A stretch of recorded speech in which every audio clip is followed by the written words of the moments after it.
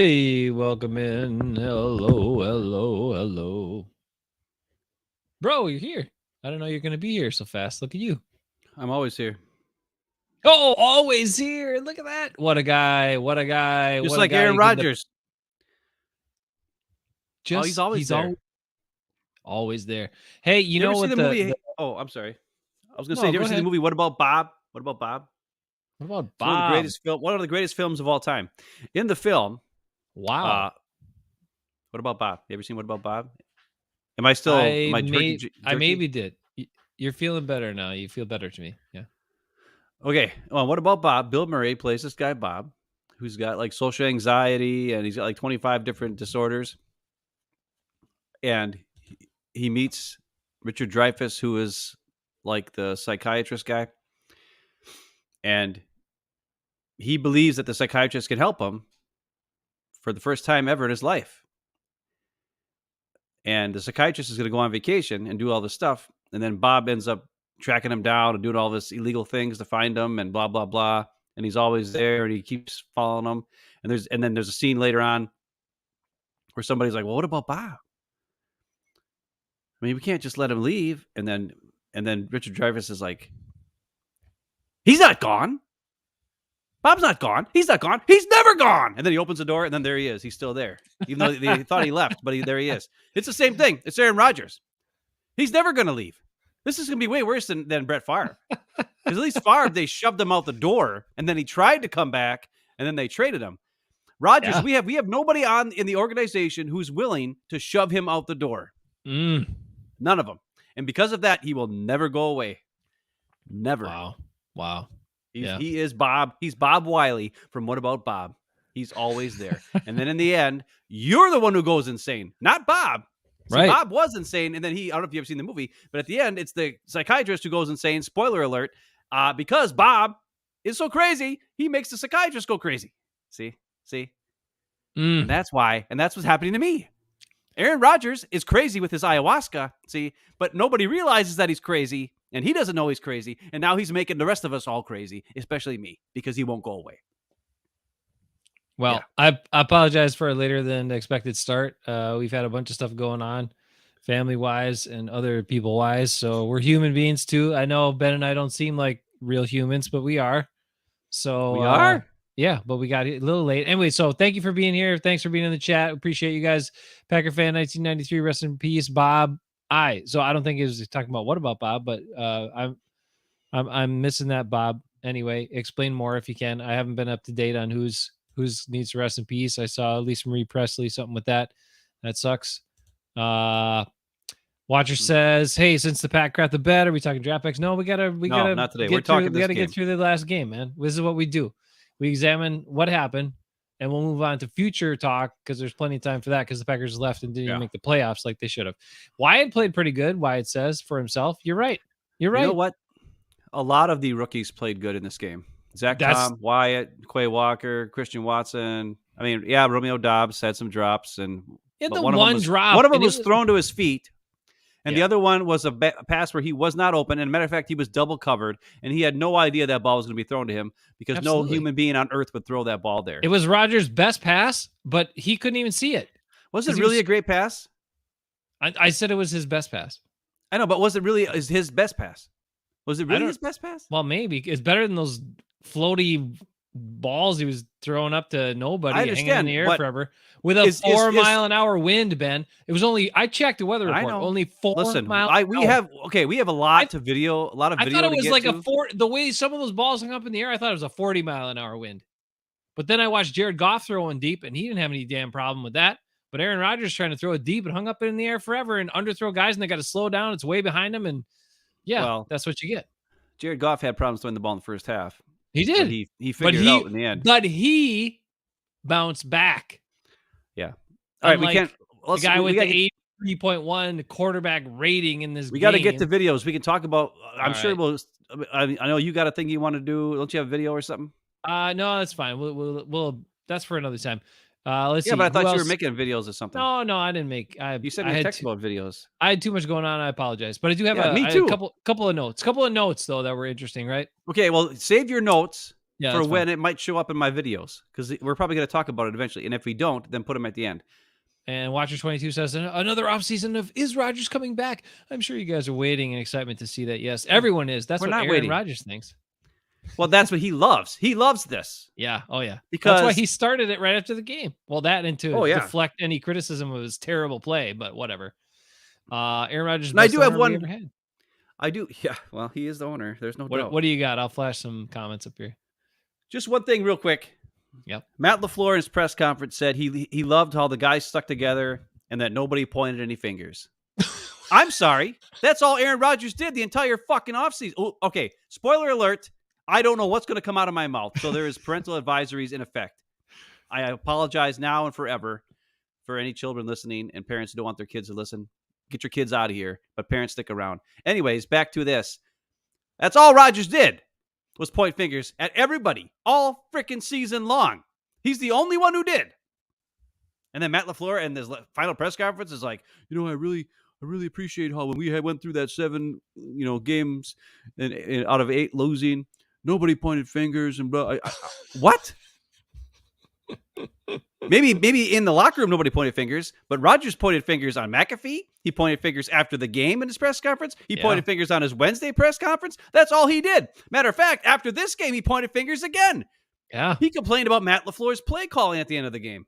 Really? Matt LaFleur's play calling made you throw a freaking wounded duck interception in the middle of double coverage? Instead of throwing to Allen Lazard, who's coming right over the middle. Yeah. Right. Yeah. Do you have some pressure on you? Yes. And you know what? And I've heard a lot of bitching about A.J. Dillon. Okay. I got the video. We'll get to it. Okay. We got to get to it. You got video to get to it. All right. I appreciate all that. Bill Wayne, I haven't heard from you before. Bill Wayne, hello. Says that's true. You're right, man. The deal is, look, Aaron Rodgers is come on. Toxic. He is. And the thing is, that was the point, right? That was the point that I took from when they told him he was asked to lead differently at some point in the season. No, yeah.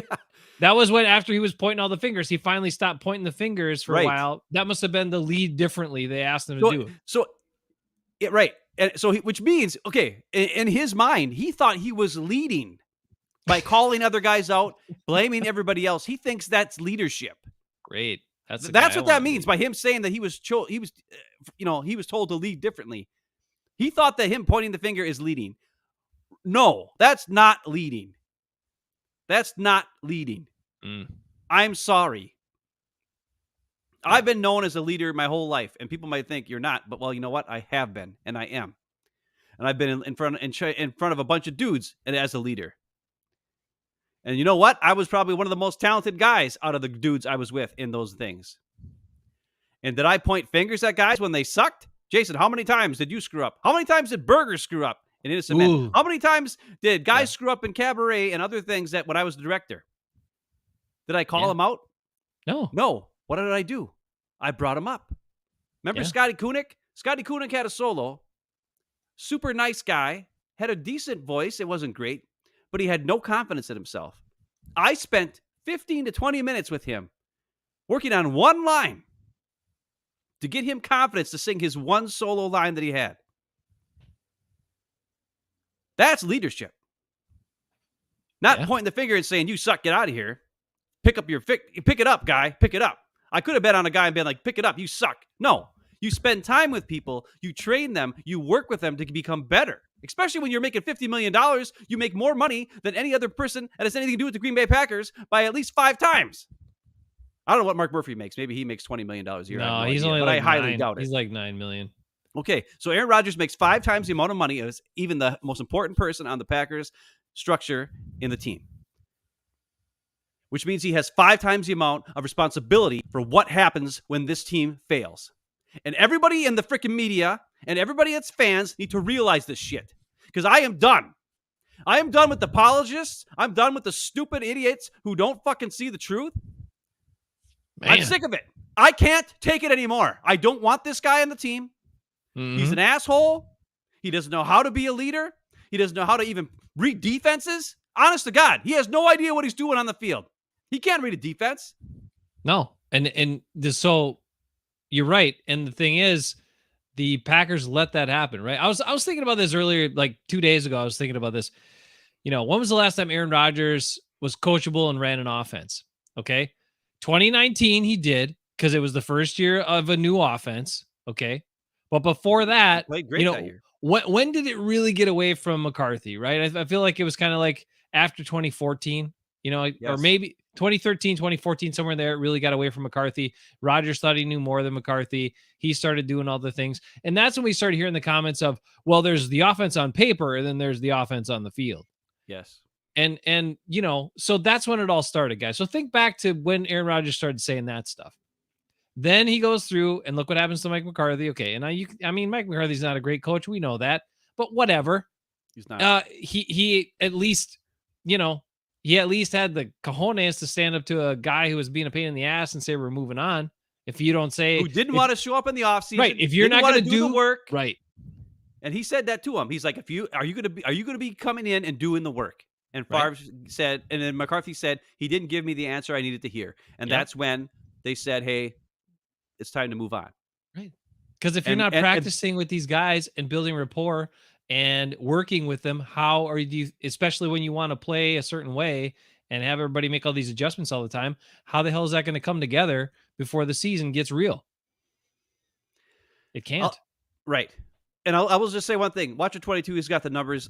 There's Andy Herman does a great job. He's got a video from a couple days ago that breaks down every possibility, whether it's retirement, trading, coming back and playing, or trading after June 1st or whatever, all this different stuff, and straight up cutting him. Zero, we'll get to you in a second. And straight up cutting him is impossible because it's like the cap hit would be like $1 million, like $100,000, $1 million or some insanity number. It's stupid. But the key. What?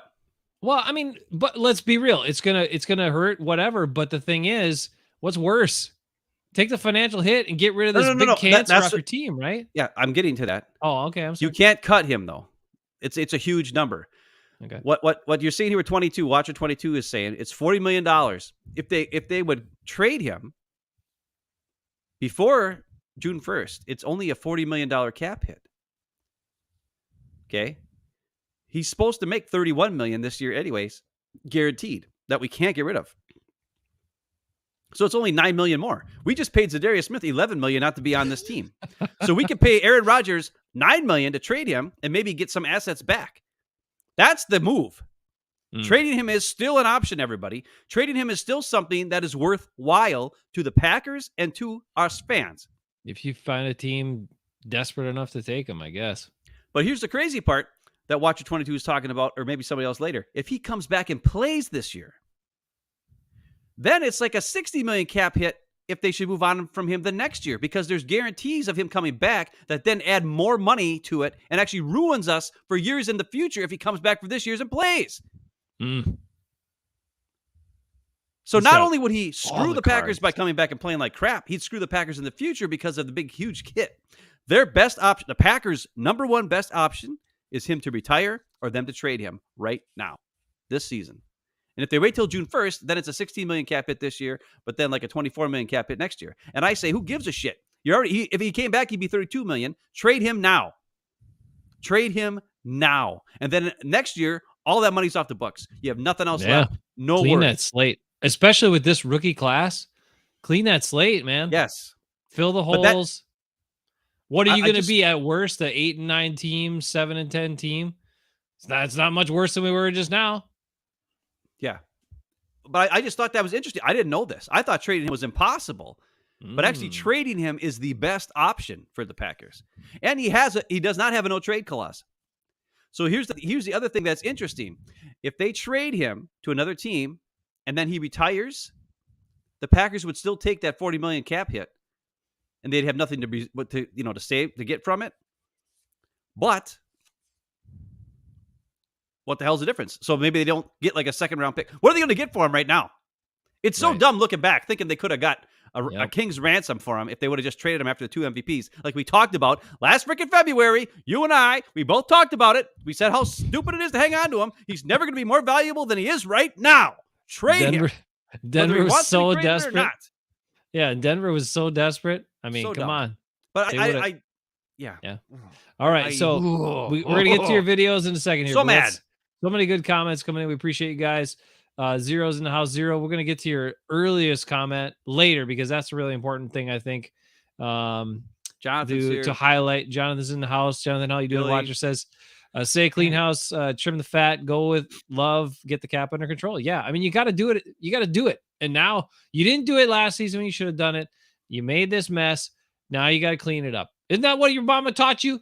You made this mess. Now you got to clean it up. Didn't Brian Gutekunst's mama teach him that? Well, I clean it up.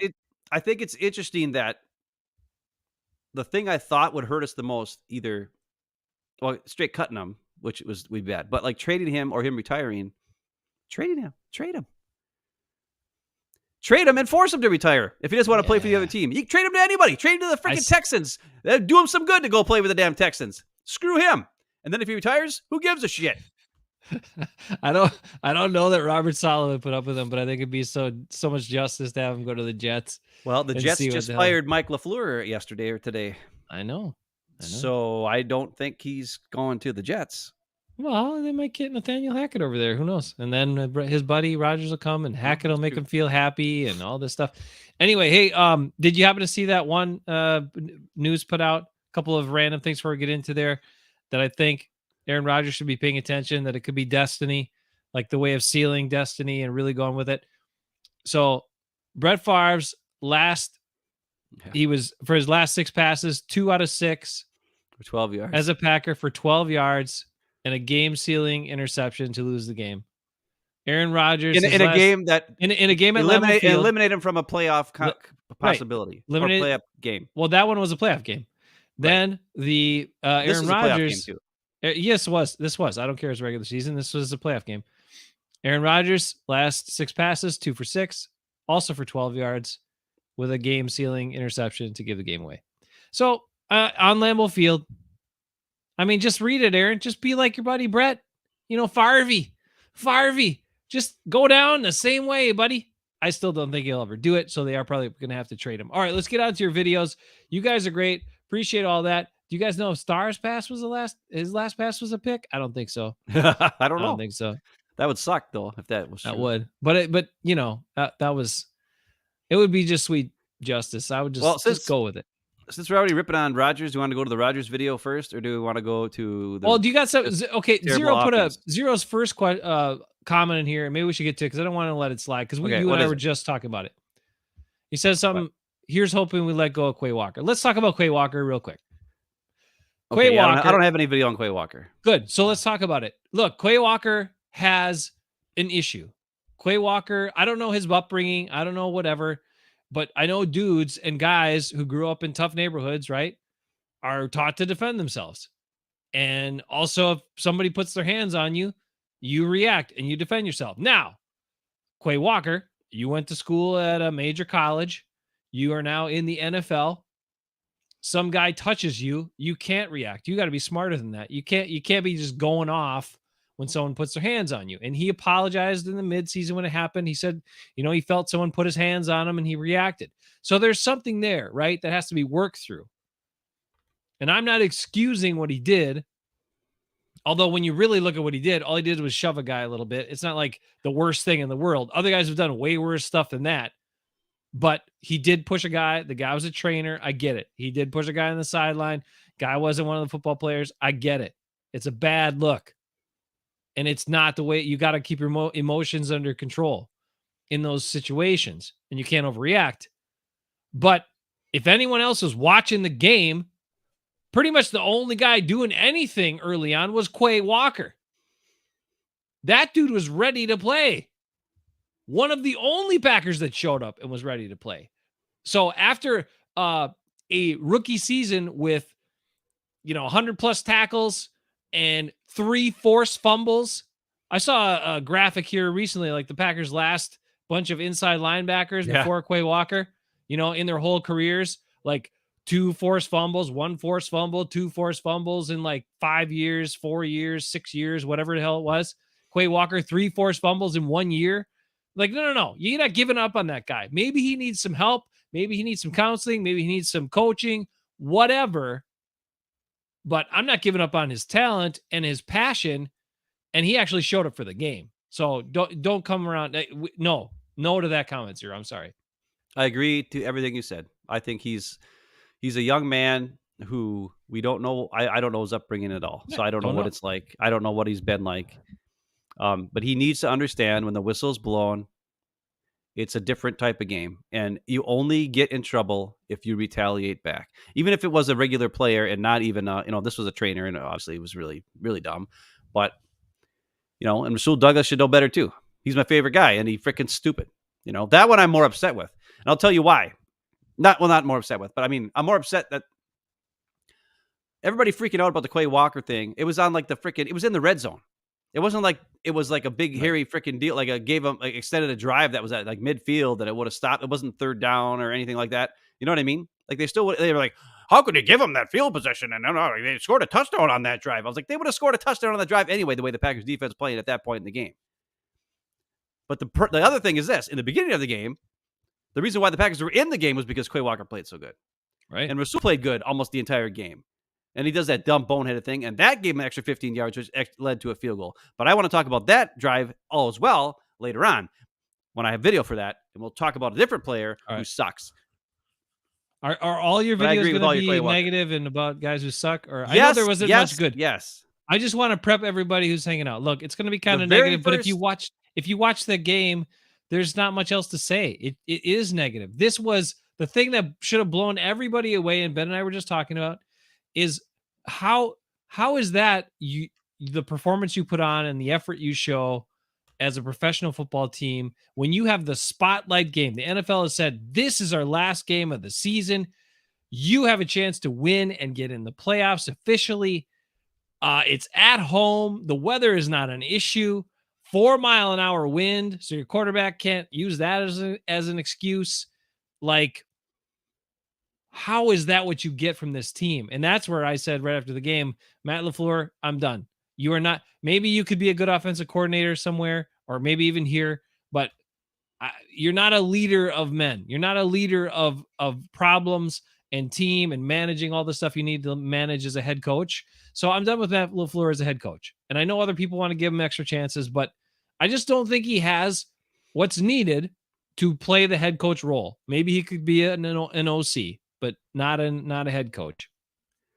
I would like to see him without a diva baby quarterback. I mean, me too. Fine. I get it. I mean, he's had to be a head coach for a team with no owner and a quarterback who runs the roost, who can get away with everything and anything. And that is incredibly difficult. I don't care who you are.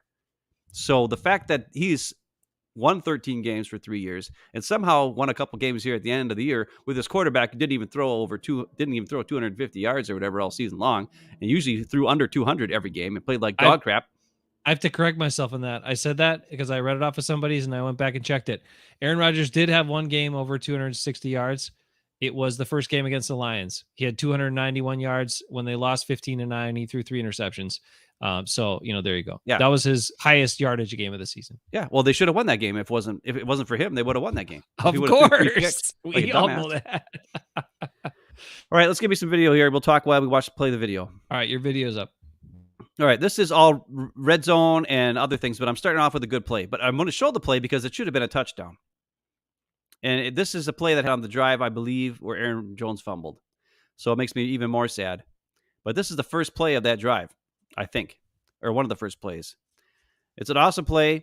It's you're going to see Christian Watson come across the formation over here, and it's kind of like a delayed screen pass over here where these two defenders are coming up, and they don't worry about Christian Watson for some dumb reason.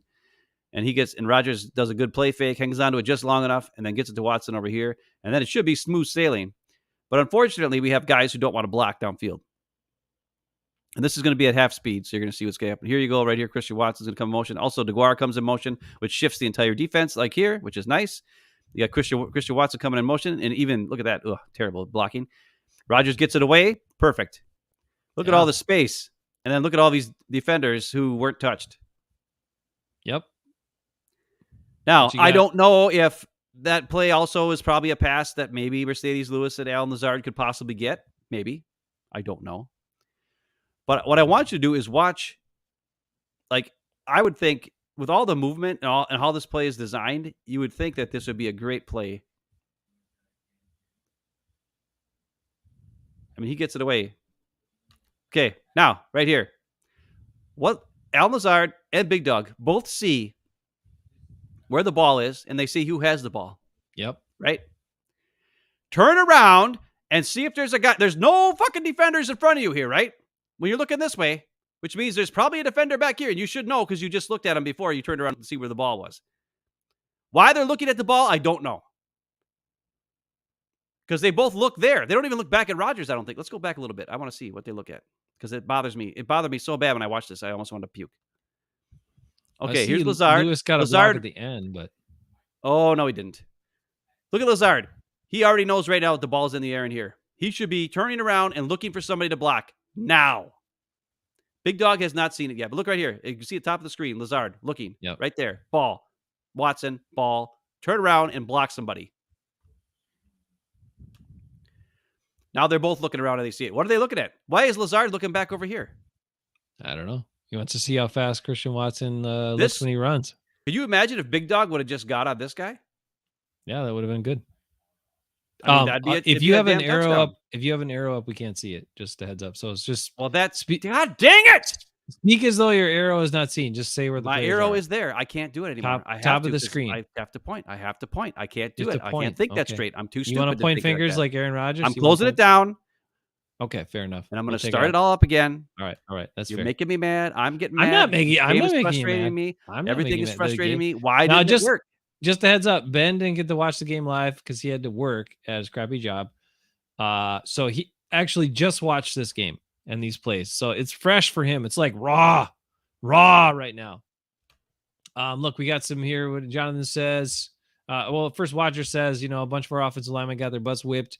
Jenkins, Myers, Runyon, the inside guys got their butts kicked against Detroit. Yeah, I mean, look, come on, you guys. The Detroit, you knew they were going to play hard. We all knew it. How the hell did the Packers players not know it? It didn't matter that they didn't have a chance to make the playoffs. That team wanted to win a game. Their head coach wanted them to play hard and build respect. And yes, is that team the team that should have made the playoffs? Not the Seahawks, not the Packers. Wouldn't you rather see the Lions in the playoffs to see if they could do something? I sure the hell would. They deserved it. The Packers did not. That's the bottom line. All right, share me. Do you see it now or what? Let me see. Yes, I see your giant yellow arrow. All right. God dang it. I'm so mad. Christian Watson coming across the formation. We're going to watch it again. Watch it from this angle. Watch Big Dog right here. Al Lazard coming across here. They both turn around. The ball's in the air. Lazard stops. Big Dog doesn't block this guy. Lets him go right past him. Now he blocks the guy. Well, it's too late now, you dumbass. Lazard's still not doing anything. Why was he didn't do slacky? Shit the whole game. Jesus. He didn't do any block. And then they ran those stupid end arounds for him. Why? So that was like crazy. What we'll get to him. Hell? We'll get to him. We'll get to him. Anyways, we're going to watch from this angle. You'll see it again. Big Dog, the greatest blocker of all time. That's all I ever hear. He's so great. He barely got off this. 23 played great, by the way. I love 23 for the Lions. That was Mike Hughes, right? He used to be a Viking. Well, he was awesome in this game. I'm just going to tell you right now. He was. Did this jump out to anybody too? The Lions, they got some big dudes on their D line who are also quick and make plays. I mean, 96, 94. These are some huge guys, but look at them move. All right. This play I want to show because of how pathetic. This is going to be some bad blocking. My question is, why can't we find guys like that are huge dudes? Well, we do. They don't play. Jonathan Ford. They never played. Oh, I don't know. Chris Slayton, they did. Chris Slayton, I think they signed him back, right? They signed him back. They did. Yes, they just Chris Slayton was signed back with a futures contract. Yes. You're going to watch 4 here. You're going to watch, I believe, Runyon and Yash just both missed. They just don't block 94. So, yay for that. Awesome job. And then 94 gets in there and destroys the play. Watch Runyon. I don't know what this blocking scheme is. I mean, I'm assuming Yash has to get over there, but nobody blocked not 79 either. Let's watch that again. And then watch Runyon after. He's just like running around looking for somebody to touch. And then he tags it's some so guy dumb. way upfield. And then over here, they do a double team block. It's like they don't understand. Okay, so here's a double team between these two guys. Like And they it don't should be a understand. double between those two right there. Yash and Well- Runyon should be doubling right here, right? Well, here's the thing. This is what I think they believe. Okay, they believe that because Aaron Jones is coming in motion this way, that's going to freeze the defensive end. Okay, and also this guy enough so that they won't get in there to make the play. But guess what? These defenders aren't stupid anymore, especially when they got a linebacker here and another linebacker here. Okay, it's time to start double this. None of these zone blocking schemes worked all game because the defense's line for the Lions just went attack. They attacked the run no matter what it was. They didn't care. They didn't care about end arounds. They didn't care about any of that crap. The defensive line did swim moves and attacked, and nobody blocked anybody, and it was stupid. Still, Aaron Jones had a bunch of yards, though, somehow, even though because he's so freaking awesome. And they're also not afraid of getting beat by the pass, which when you have a quarterback that gets paid that much, you should have fear of getting beat by the pass, but nobody does anymore. All right, let's look at this play. What do we got? 1, 2, 3, 4, 5. 4 down linemen, which isn't much. We got a guy over here. You got a tight end, right? You got your 2 linebackers. Your 1 safety here. And then you got single coverage on the outside with Christian Watson. Or no, Christian Watson's over here. And then Lazard. Oh, no, Lazard's there and Watson's on the bottom. Yeah, you got it. Yeah. We're good. And then right here we got Randall Cobb. Randall Cobb. Poor guy has to pretend to be Aaron Rodgers' friend. Look at this pocket. Let's look at this pocket. Now remember, before the play, this corner was 10 yards off, right? If this was the Packers defense and opposing quarterback, where would this ball go? When you know that there's a slant route here, right? And you got Alan Lazard is on a comeback or a sit here, and the first down marker is like the 30 or something. Or it's first down, I don't know, whatever. Where would this ball go against the Packers? It'd go right here to Alan Lazard. Rodgers never looks. He throws, even though it's a perfect pocket, because they're not even getting there, it's really quick. He throws to Randall Cobb, who's got a big guy here, and then a guy sitting here waiting for him. He's double covered, plus a safety over the top. Over here you got Lazard with one guy who's 10 yards off him. That's where the ball goes. That's Watson on the bottom. Lazard's even better. That's even better. I know. A guy who could actually run with it after he catches it, and he showed you that in this game, just like you talked about. Shorter passes to Watson, and he can do something with it. Look. Yeah, look at that cushion. Look how open this would be. And instead, he throws here where there's 2 guys waiting. Well, we hear from other people who just think, well, he's just getting old. Father Time's catching up to him. Father Time doesn't catch up to you not reading the defense and finding the guy who's actually open. It's ayahuasca brain is what's gotten into him. He's been drinking too much ayahuasca, and now his brain cells are gone, and he can't freaking read the defense. He used to be able to read a defense. Is it that, or is it just that he's gotten away from it and nobody's forced him to still do it for years and years and years? He's not getting coaching, and he's not listening to coaching. I can tell you that. Right on. And he blames everybody else under the sun for every problem. Now, you might say this isn't a bad play. It's second down. They're getting a positive gain. That's not terrible. You know what I mean? Like I like the decision better than hanging out of the ball for 25,000 years. But the pre-snap read with a corner 10 yards off on a 5-yard in route, you throw that ball to your outside receiver. Or at least you look over here and see what's going on over here. And he loves throwing to the outside. I don't get it. I know. It was the weirdest thing I've ever seen. Curious. And the next play is the 3rd down and 2. Or 3 or something. Ooh, let's see what they run here. I don't even remember because I just edited this video like 2 seconds ago. So Actually hand it off? Actually hand it off, but they got some butt whippings up there. Holy man. It's Aaron Jones. Let's see what happened on this block. Did not have a good game. Yash did not have a good game. That is for sure. And he got replaced quick. So they've only got 5 guys here. Like if they all just would get off the ball and, double team and move up, and then double team and move up, they could get 2 yards easy and just ignore this guy and then just run straight here. Exactly. That outside guy is going to do nothing on this Look play. how far out this guy is. And I know this is Hutchinson and he's quick and whatever, but I get it. But what do? Let's see. It's probably a zone blocking scheme. It's not. They do exactly what I said. So what went wrong? We got a double team here. Jenkins is going to get off. Diari's taking on the outside. We got a double team here. Well, Runyon looks like Yash is out of position. Runyon gave him a chuck but he didn't secure that block till Yash Yeah, could take but it over, you know? it's better Like than the Billy Turner tag.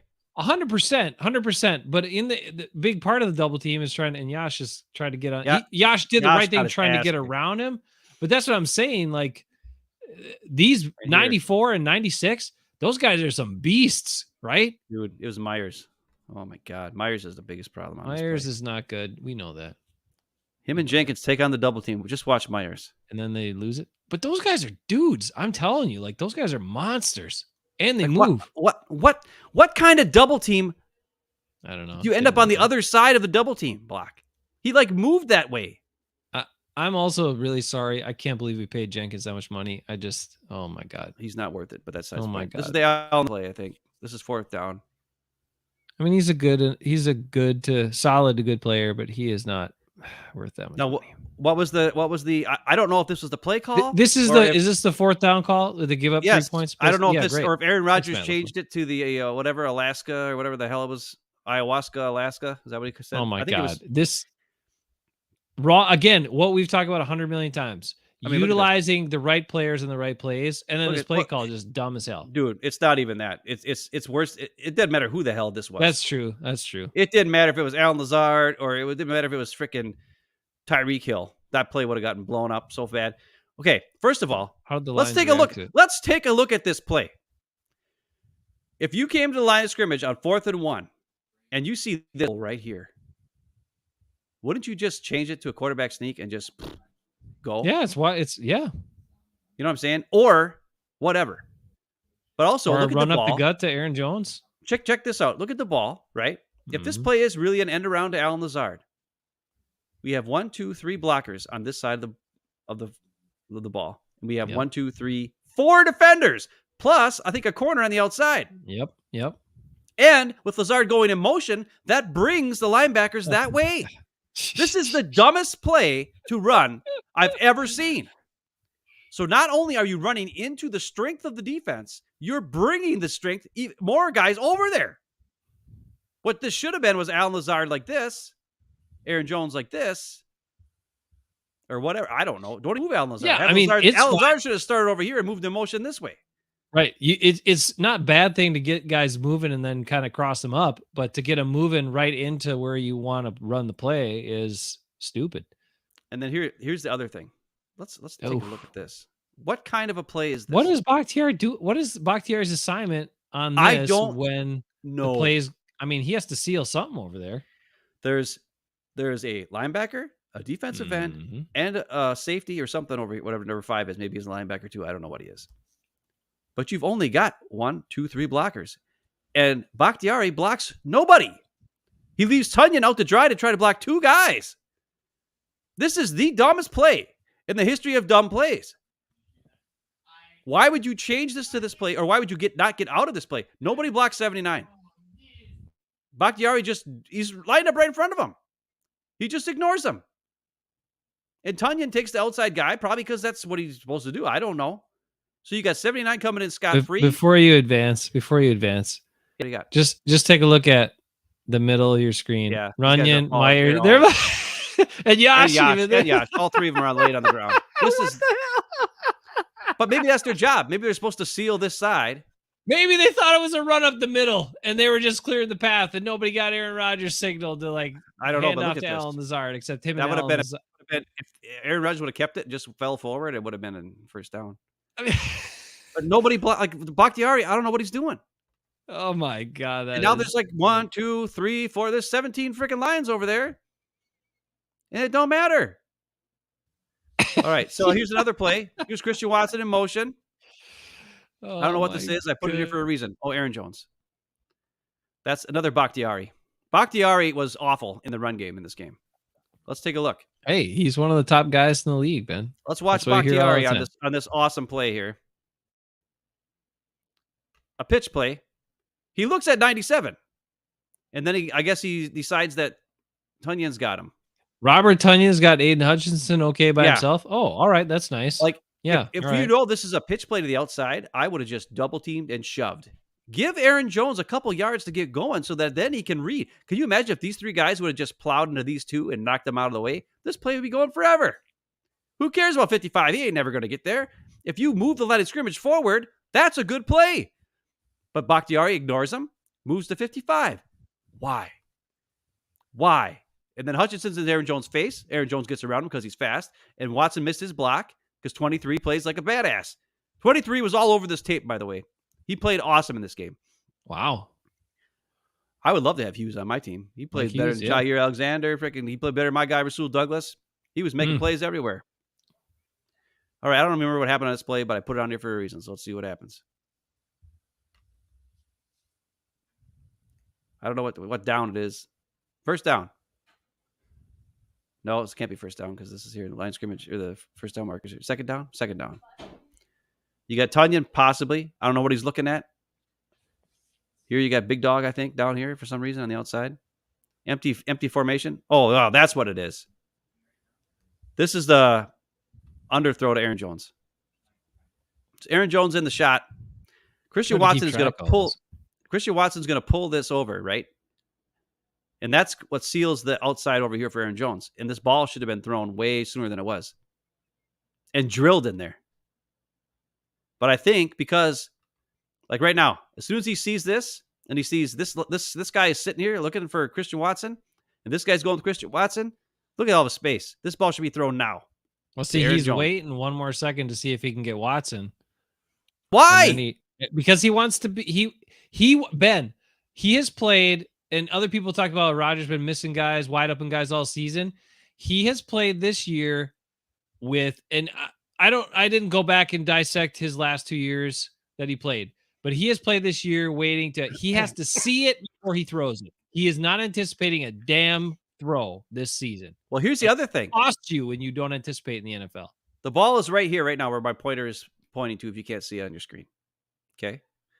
Which means there's plenty of room to throw this ball to like right about here or to drill it into here. And he throws it way over here, which gives this guy enough time to come over. And look at all this space. Yeah. And maybe he's thinking from last week where he drilled one to Aaron Jones and he dropped it, and maybe thinking that. Doubtful. Yes. But look at this. I mean, that should have been picked off. Should have been picked, yeah. You know, the other option would have been to leave it way out to the back of the end zone. Yeah, for Aaron Jones make him go get it. Like, there is such a big window to make that throw. He threw it to the one place that was the dumbest place. Let's watch his feet, though. Let's watch his feet. Are they on the ground? Are there no feet on the ground? I think he does a pretty good job in the pocket. Watch him. Hits his back foot. Look at that. He's still jumping when he throws it, though. Jumping, but that's still a pretty good. That's way better than what he usually looks like. That is a terrible throw. I mean, come on. For all the apologists and stuff, that's a terrible throw. And a late throw. Or, again, like by the time when he waited as long as he did, his only option is to throw it into the end zone and make Aaron Jones go get it. And this is third down right here to the drop at his feet. I mean, come on. Did you see that? Yeah, that's Did not you see how low that was? From this angle, you can really drop. see how bad that pass was from this up angle. It's a shitty throw that should be way better than that. Guys, wide ass open. Hit him. Look at that. Hit him in the numbers. That guy is wide. That is not a drop. Not a drop. That guy's wide open. That's all we heard after the game. Oh yeah. This ball should have been thrown higher. Look at this. That'd be a first. That could be a good chunk. Just put it on him. Just put it on. He's so open. And that's two plays in a row. 2 plays in a row. This isn't supposed to be the bad Aaron Rodgers video, by the way. This is supposed to be just bad red zone play. So just wait till it's the bad Aaron Rodgers video. Rodgers looks like dirt here. Jesus.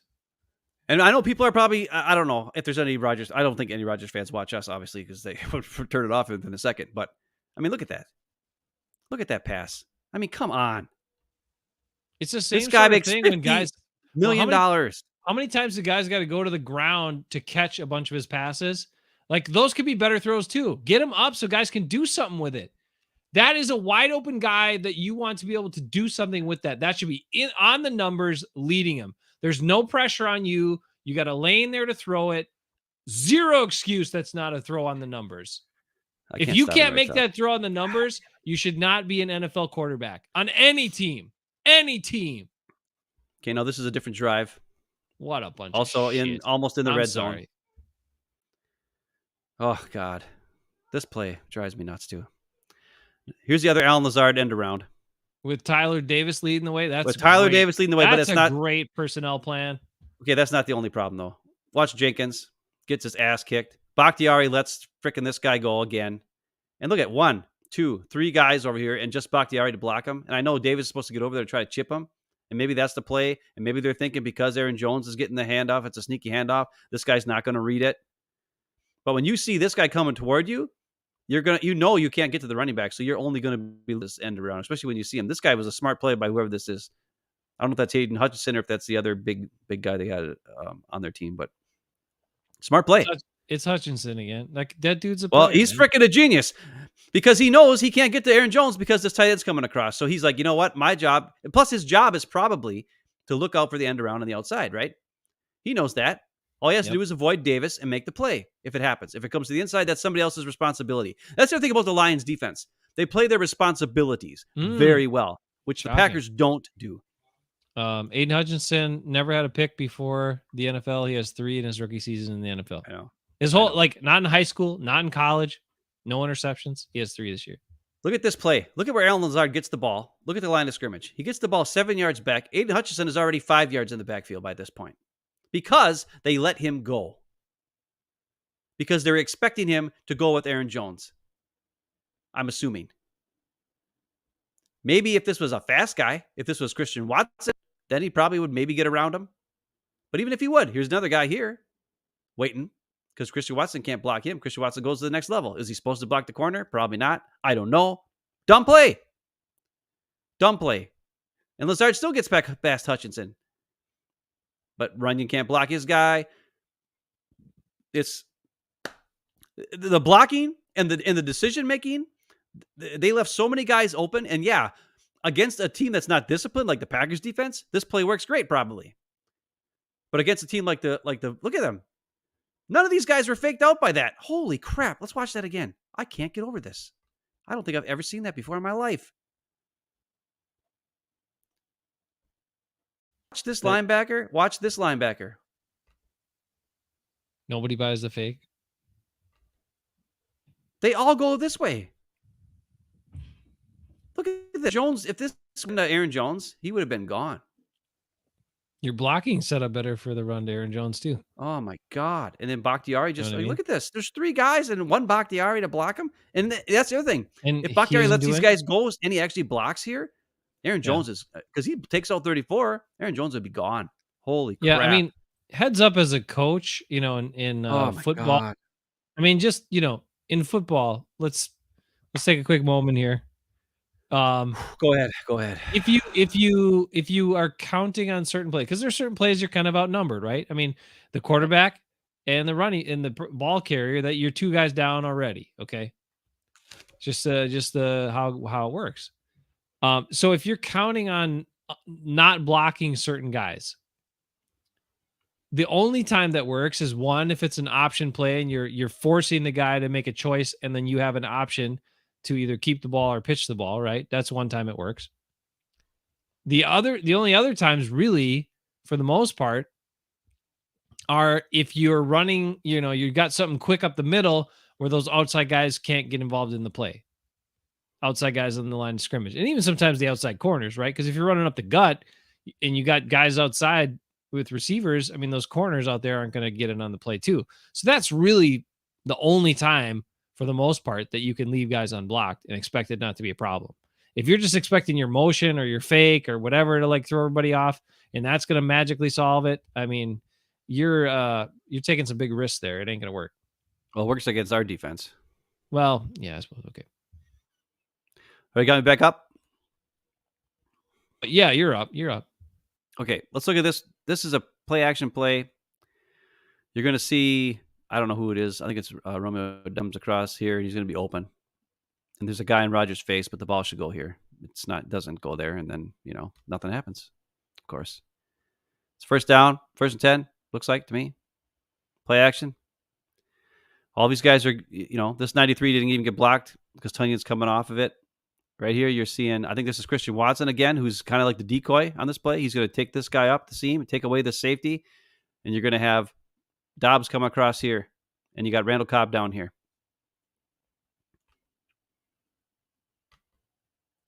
These guys almost run into each other because 25 is hanging on to Christian Watson. So that should be a penalty. That's defensive holding, not called. Just showing it because I wanted to show it. And Dobbs kind of has to slow down a little bit because he's beat his guy. So if this guy would not have held Christian Watson right here in this spot, this would be a perfect pass. It should be thrown. And I can see why he's waiting a little bit, right? And maybe he takes his eyes off of it. But as you're watching, 25's got his back to him. If I was Rodgers, I would throw the ball. I'd probably throw it now. And I'd throw it right here. Anticipation throw right here. This guy's going to come across, throw it up over the top. Boom. Right here at the hash. Maybe this guy comes down. Probably not because Christian Watson's coming. He doesn't know where the ball is going because these guys are right next to each other. So this safety has to worry about pass. So when you let the ball go, this guy can't judge it until after it's in the air. So if you are anticipating that this Dobbs is coming across the middle here, you throw the ball here. That's what you do in Madden. And I know it's Madden. And you might be like, oh, Ben, you're an idiot. And even now. But he's off of it. He throws to Randall Cobb. You got Dobbs open right here. No problem. Touchdown. Maybe not a touchdown, but at least he'd be a completed pass. And he could maybe take it to the house. But instead, he throws to Randall Cobb, who, let's face it, he just doesn't have it anymore. On second down, he makes the catch. It's a 5-yard gain, 3-yard gain, second down. Now, you might say it's a good catch, too. That was not a good throw. Great catch. That was a good catch. You might say that was a good decision because it's, getting positive yards. And I would say, yes, it's a good decision because it's getting positive yards. But it's still dumb. It's still dumb. Packers bad in the red zone, right? Yeah, that's what this is. This is bad red zone. This is just reading the defense. He's not even looking at it. Yeah, he didn't. He looked at Cobb the whole time. He never even looked back there because that guy was in his face and he freaked out. That's a big fat guy. If you can't outrun that big fat guy, Rodgers, it's time to retire, bud. You used to be able to outrun him. Yeah, right. The pass was okay. Good catch by Cobb. That was a good hands catch. Now here's third down. I don't remember what happened, so let's take a look and see what I do. Well, this is kind of a bad play call. Pocket's kind of squeezing him a little bit here. Right. This is a bad play call. It's third down and like 7 or something. And what you have is Christian Watson taking the top off. And you have 2 in routes here and here. But these guys are all sitting on the first down marker. And then here, Lazard was in the slot. So Tunyon going straight here does not do anything because I think Tunyon was lined up on the outside. Yeah, he was. So these 2 routes don't even work together. If Lazard would have taken this to the top and Tunyon on the inside, then that would have actually put a quandary on this guy, and Rodgers could have thrown it here. But because Lazard's doing the slant, he has to win his one-on-one matchup, and this means nothing. And Tunyon's going straight streak on a third down play. So you might say, but if this was, like, if I was doing this as just a guy, right? Lazard should be going like this to the outside corner, Tunyon on the slant. First thing I would look is over here to this side, and I'd see 1, 2, 3. And once I see these 2 corners and this guy just sit, I change my focus side and see what happened. And if nothing happens, you throw it away on third down and kick the field goal, right? That's what you do. Yeah. Okay. But it's a dumb play because Tunyon just goes straight. This guy's already given him a cushion, so him running the straight route means nothing. And then Lazard has to be his one-on-one, and he doesn't. And there's nowhere to go. I mean, not that he doesn't, but this guy's playing off because he got to get 7 yards. Is he worried about Lazard beating him deep? Hell no, he's not. All he's worried about is a quick slant. And like you said, the pocket collapses. Nobody gets open. It's a dumb play. Well, and if you also notice, we're empty here and 5 wides, right? Yeah. So Great. Right. So the defense knows it's no chance of a run. So they're all out, and they don't. The other thing is they're lane discipline. Look at this. And no chip either. No chance of a chip either. Right. And they just collapse the pocket. Lane discipline, collapse the pocket because they know there's no chance of a running play. That is an old McCarthy Rodgers play. Well, Rodgers McCarthy play, whatever you call it. It's dumb because nobody's open. It doesn't work. And now he's got to sit on it. Now he's got to get away, and then he gets sacked and then everybody blames Yash. Everybody blames Yash because he got sacked. And Yash had that block, and Runyon, I think, came to help him and actually knocked him off of him. If you watch the 2 linemen on this play. Yash was actually okay, and then Runyon comes to help and like smack the crap out of him. Yeah. If it's the play, I remember. Yeah, it is. Yeah, watch this. Yash has got him, and then Runyon's like, knocked him right off of him. Dude. So and it's amazing. It's actually amazing Rodgers didn't fumble there, by the way. I'll give Rodgers credit on that. Well, I mean, Hutchinson smacked the crap out of him. I was surprised he didn't. Yeah, he looked like an old piece of crap right there. Hutchinson, running your little butt down, old man. Now, this is the famous A.J. Dillon drop that everybody's talking about. And I know I'm an old man. I know an old man when I see one. As you look on this play, like, here, I'm going to rewind a little bit. I'm sorry. What is everybody doing here? Running straight again? That's great. Great. No, there's actually some things going on. Okay. All right. So Toure comes in motion, and it's going to be a wheel route to the outside. Romeo Dobbs is going to come like this and go like this. Lazard is going to go up and do an in route, and then Tunyon's going to get hit and smacked a couple times, ends up standing right in front of Lazard, so they're kind of in the same passing lane, which is really stupid. And then A.J. Dillon helps pick up a blitz and it's over here. Okay? The pass probably should go to Toure, kind of like right over here, because he's open. But it's not really designed that way. Like, this guy's supposed to cover him here, 9 or 5 or whatever. So now that he's going, he's looking here. He's probably looking to see if this is going to work. It's not going to work because this guy's going deep. This guy's got it covered. Now, if Dobbs was on an inside route here, ooh, that'd be great. But he's not. Well, So even if Toure was here, like if you had Toure, Dobbs going outside and Toure cutting inside, I mean, look at all that space to work. Oh my God. Yeah. But they don't do that. Oh, he just keeps running to the outside. Just run straight on third down. On third down, or actually second down. Yeah. On second down, everybody run straight. Brilliant. Or run, whatever. I don't know what this is. I guess he's supposed to take over the top so that he can come across here. Maybe that's the skinny post. I don't know. But then Tunyon and Lazard are pretty much in the same place, so he's not looking there anyway. He's looking for Toure, it looks like, for the touchdown. But 5 did a good job. The linebacker stayed with him. So he doesn't go there. So he's got to extend the play. He does a good job. The linemen do a good job blocking. He comes back. Dillon kind of sneaks out, and Lazard are both in the same place. And Dillon just drops the ball. Yeah. And he looked so dejected after that. Poor guy. He was. Because opportunities does he get? Right. Not that many. Not very many. Right. And he knew that Rodgers was going to yell at him. And he probably won't get a ball thrown his way the whole rest of the game. So he was like, well, I'm screwed. I'm done. I might as well stop playing now. And this guy, 34, bid on the play fake. If that was the inside route, that would have been perfect. But it wasn't. So there's nothing you can do. I mean, you can't change the play call in midair. They should do what they're supposed to do.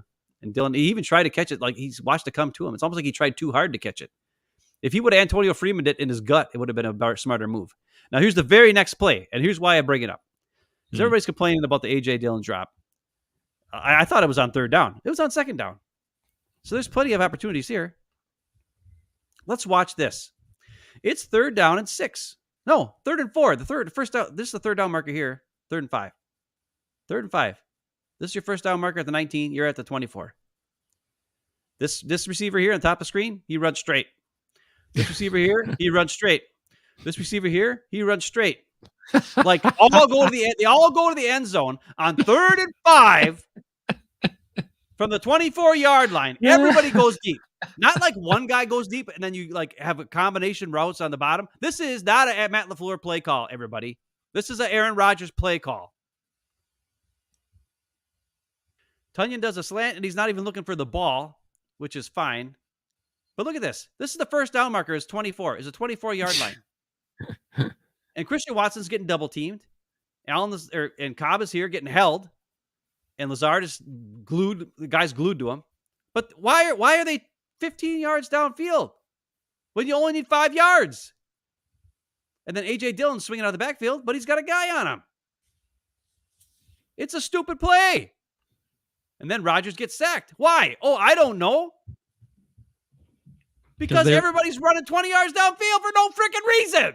Yeah, and they're running into coverage rather than away from coverage. It's so dumb. It's so dumb. And this is on one of the earlier drives because Yash is in there, so you know it's in the first half. But it's like, and almost every one of these plays I'm showing, that next play was a field goal. Because they were in field goal range, and they kept doing stupid ass shit, which led to them not scoring touchdowns, and that's why they lost the game. Not because Quay Walker did something stupid, not because freaking Rasul probably he should have never done that. Aaron Jones fumbled. Yes. All those things happened. But the problem is it's a structural problem with the team where Rodgers won't throw the ball, and it boggles my mind that fans can't watch this and be like, I don't know. He gets no blame ever. Yeah. But also, what is that play call? Why are we doing that? Why is 3 guys running straight? 3 guys just run straight 20 yards. We need 5 yards, but you guys all run straight 20 yards. That's a genius play call. Just genius. it's just it is mind-boggling. And it's also just the fact, you know, I've talked about the shield many times, and the Aaron Rodgers shield is big and strong, greatest shield out there. You know, Matt LaFleur was shielding him immediately after the game with his comments, and he shields himself already. So it's But he threw look, LaFleur under the bus.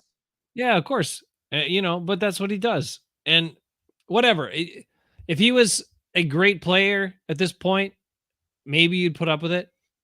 But you've talked about this. I mentioned it. I got a chance to be on with Todd Alba today on his radio show. We talked some Packers. We talked some Hapen Family Christmas, and we talked some stuff like that. But you know, it's just really interesting to me that Aaron Rodgers has all of this stuff surrounding him, and they still did what they did, like, and gave him this contract that's basically put him in charge of everything. And it happens time and time again, and you see it, and people, you know, more and more people are saying it, right, Ben? I mean, Ryan Clark's saying it. More and more of the national media is finally pointing it out and saying, look, this is a bad season. And then when you look at all the advanced metrics, because now, you know, Aaron Rodgers knows the old quarterback rating, right? And he knows how to how does that work? How do I get more points there by not throwing too many interceptions? This helps me, that helps me, blah, blah, blah. But that is, you know, there's some manipulation there with that rating, right? It's not as accurate. So they've developed all these advanced metrics. When you look at the advanced metrics, he's like 20th, 24th, 23rd, 26th, and like all these different like advanced metrics for quarterback play that help you actually see how the quarterback is doing in situations, how the quarterback is doing at key moments, how the quarterback is just generally playing the position when you need him to play the position. He's middle, below middle, or bottom third or fourth in some cases in the league, yet he's paid like a king's ransom. He's paid the highest. It's just crazy to me. You want to know something even more crazy? How many times? That was not supposed to be the bad Aaron Rodgers video. That was supposed to be the bad Packer offense video. Just so you know, there's a more video coming. I mean, there's plenty of problems there too with the offensive line and other things, and the play calling.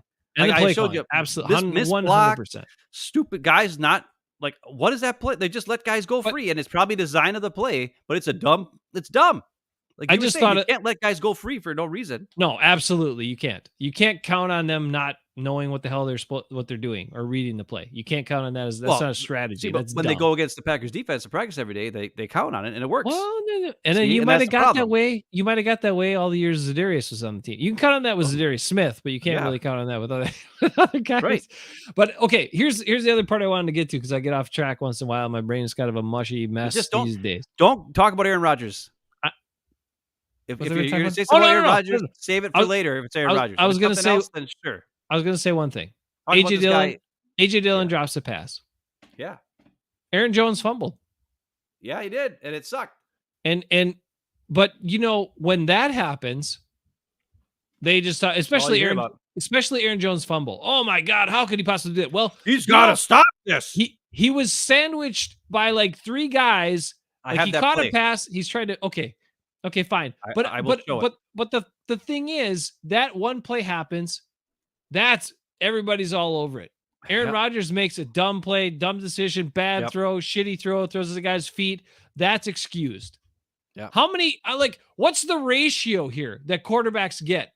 What's the ratio that they get that, they can F up like 10 times to 1 for somebody else on the team? I don't get it. It's bull crap. Here, this is what I want to do. Some more video.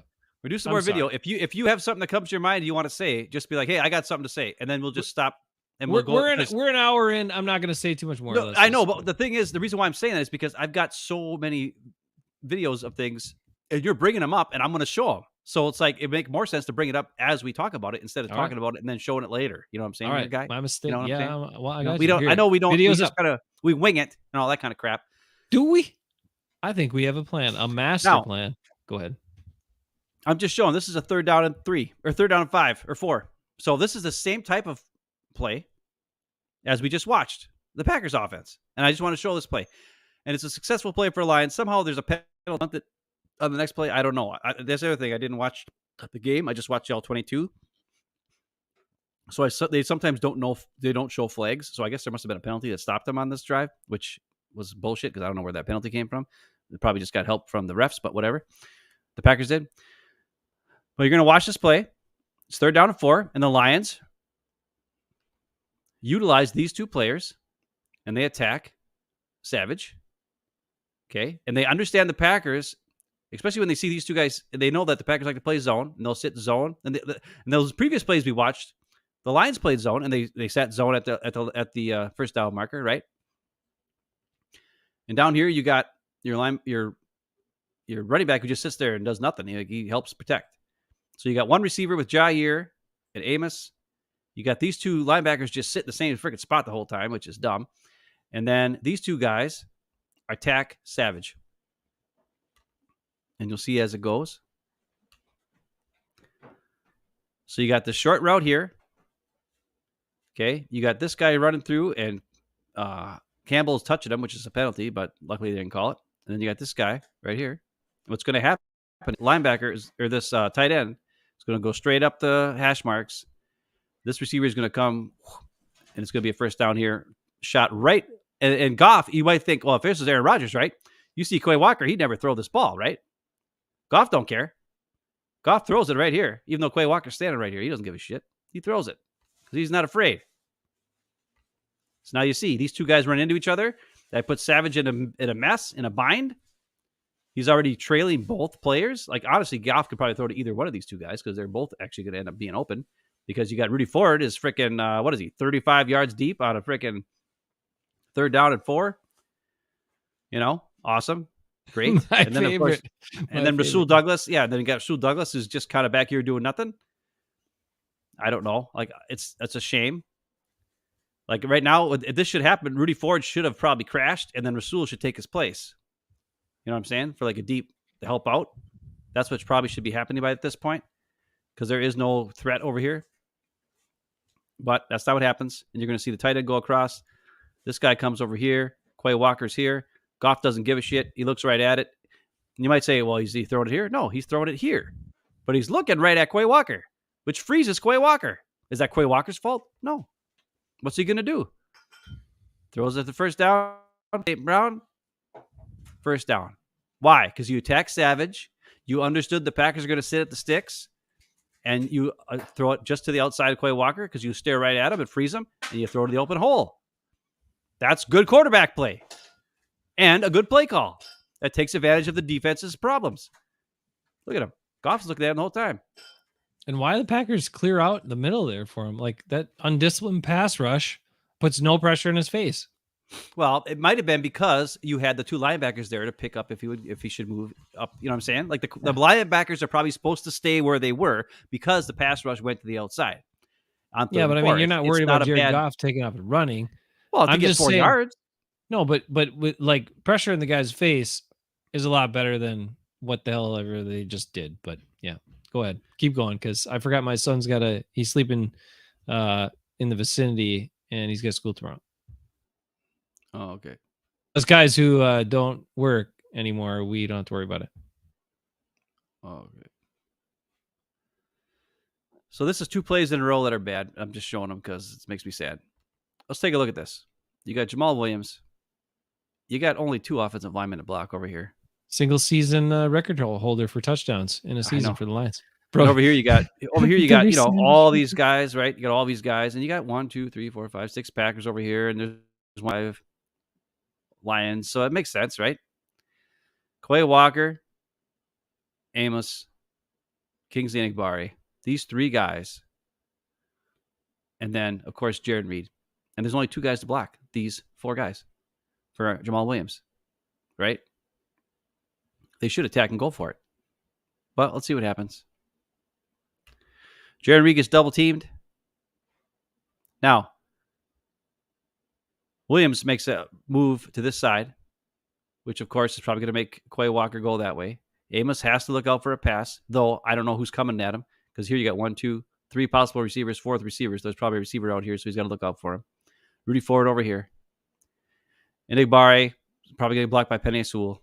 and double team here. So this is all Quay Walker, unfortunately. And Jamal Williams being Clark beats his guy to the inside. This double team is pushing Reed back, but if you look here, there's hands to the face. Don't know why that's not a penalty. See this right here? That's a white glove on a guy's face mask.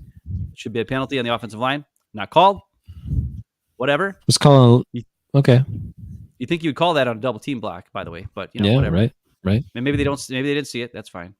Quay Walker gets caught in the wash here because Jamal Williams goes to this side. And Igbari moves to the outside. He actually beats Penei Sewell. Unfortunately, it leaves a big giant gap, and Amos is not filling that gap. He's way back here, probably because there's a receiver over here, but I can't see it. And then Savage comes across, and Amos escapes, and Rasul Douglas is getting blocked by 4, and Amos is doing God knows what. He never read that the running back had the ball, and it's a 12, 13-yard game for Jamal Williams.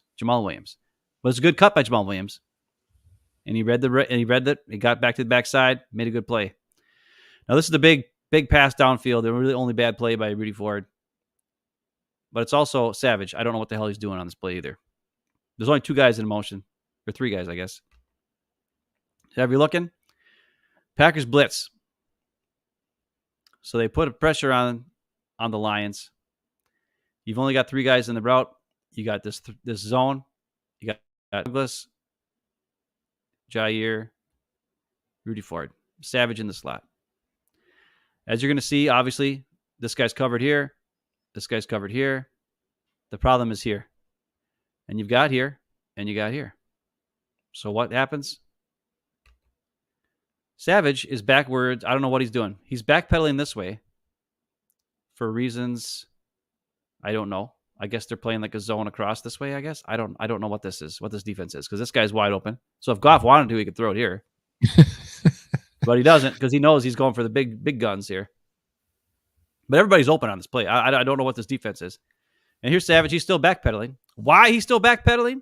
What he's looking at? Where? I don't know. What is he protecting? I don't know. I don't know what's going on. There's nothing here. Rudy Ford is seeing this guy coming at him, and I don't know why he's facing this way. Well, because the guy they showed on the replay, the guy gave him a one move that way, and he turned his hips, and then as soon as he turned that way, he cut the other way, and then he was kind of in rough shape. I didn't see that the game on TV. I just watched this all 22.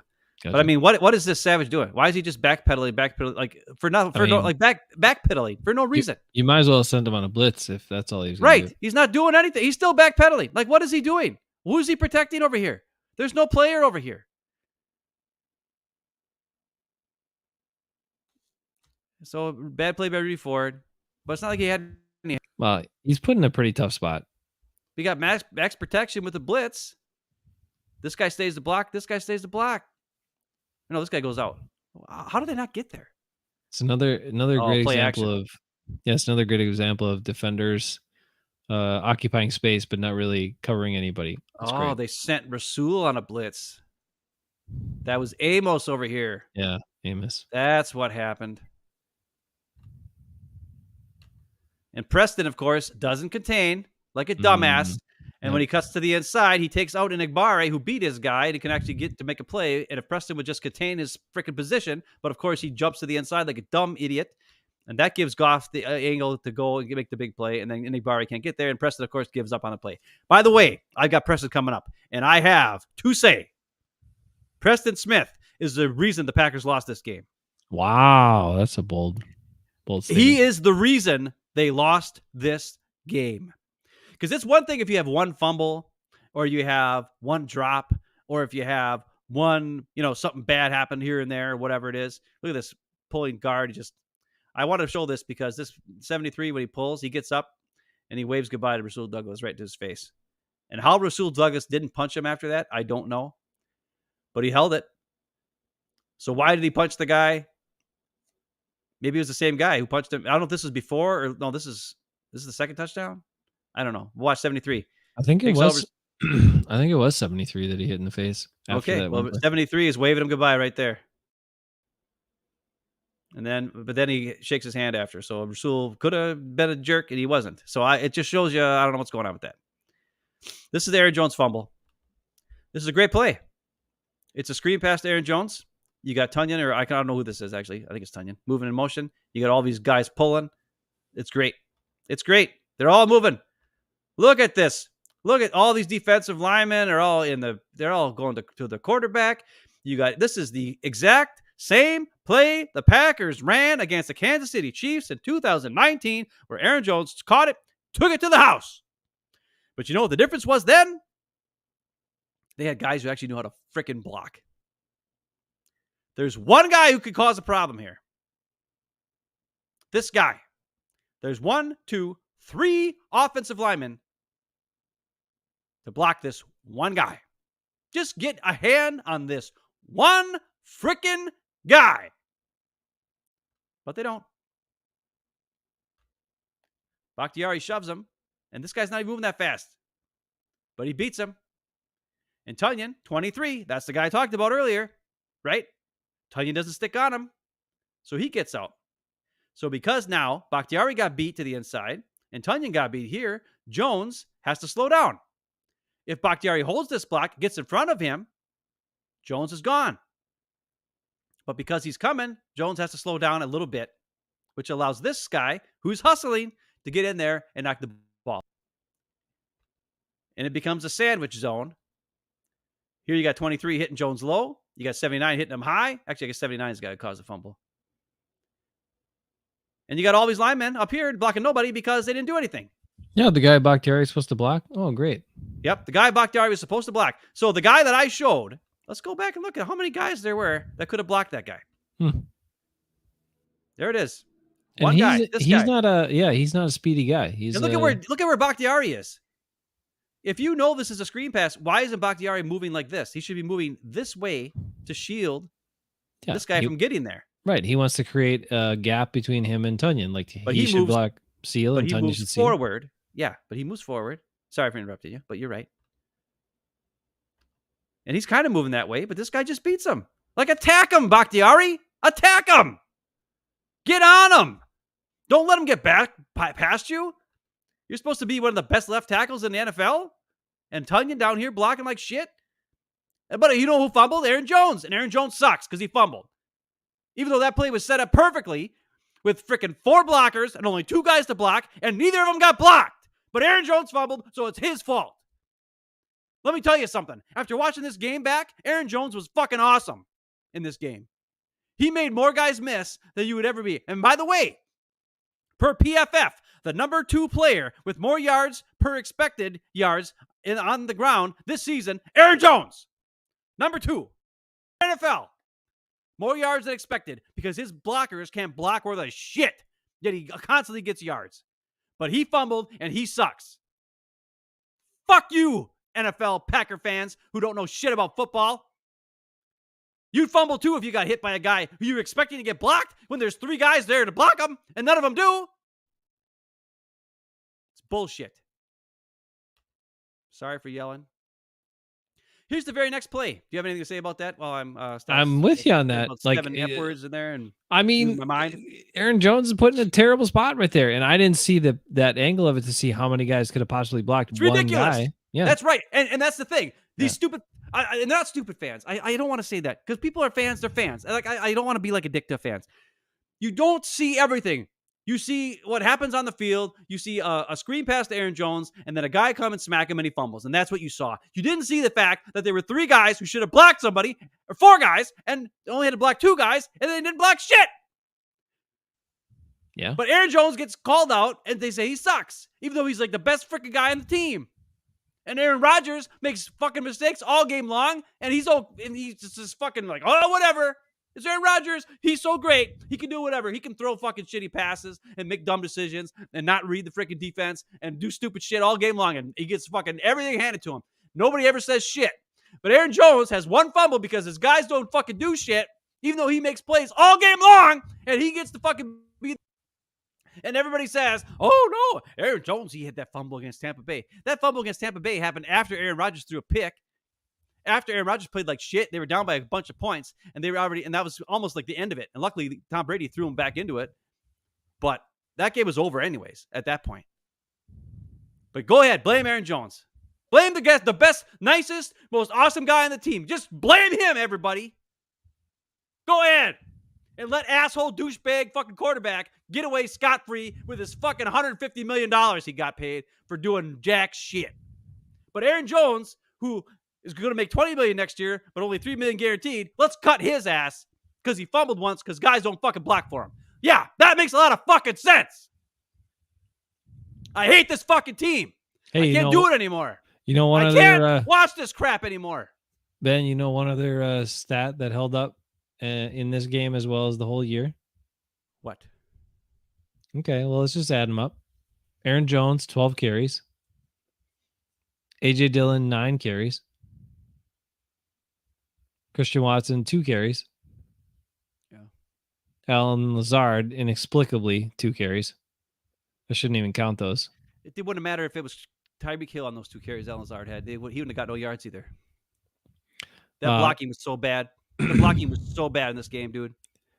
But still, they didn't run it 25 times again. So 0-7 when they don't run it 25 times in 2022, 2023.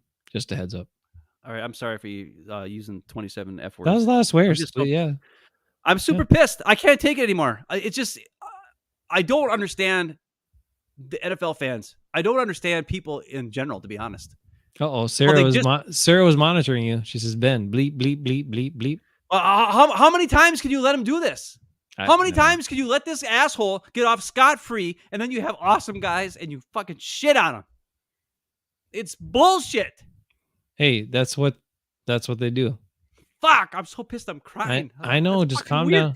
Here, somebody says it's kind of, you're a passionate guy and you like to see good guys. You like to see good guys get success and good guys get the recognition and not the guys who suck. But unfortunately, that sometimes doesn't go that way. That's the way it is. I learned that lesson this week too.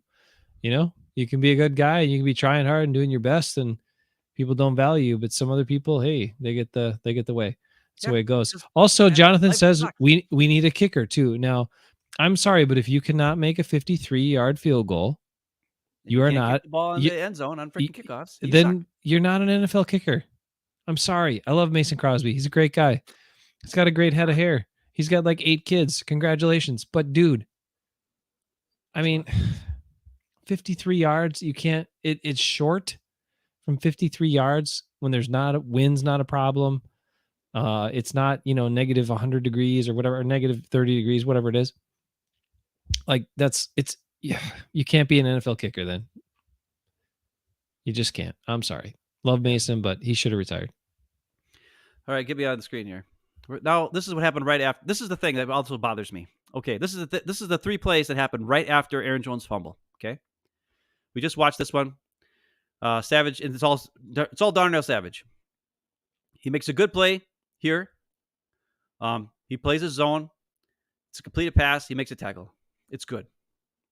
It's a great play. Good job. You stopped the guy from getting past where he got the ball thrown to him.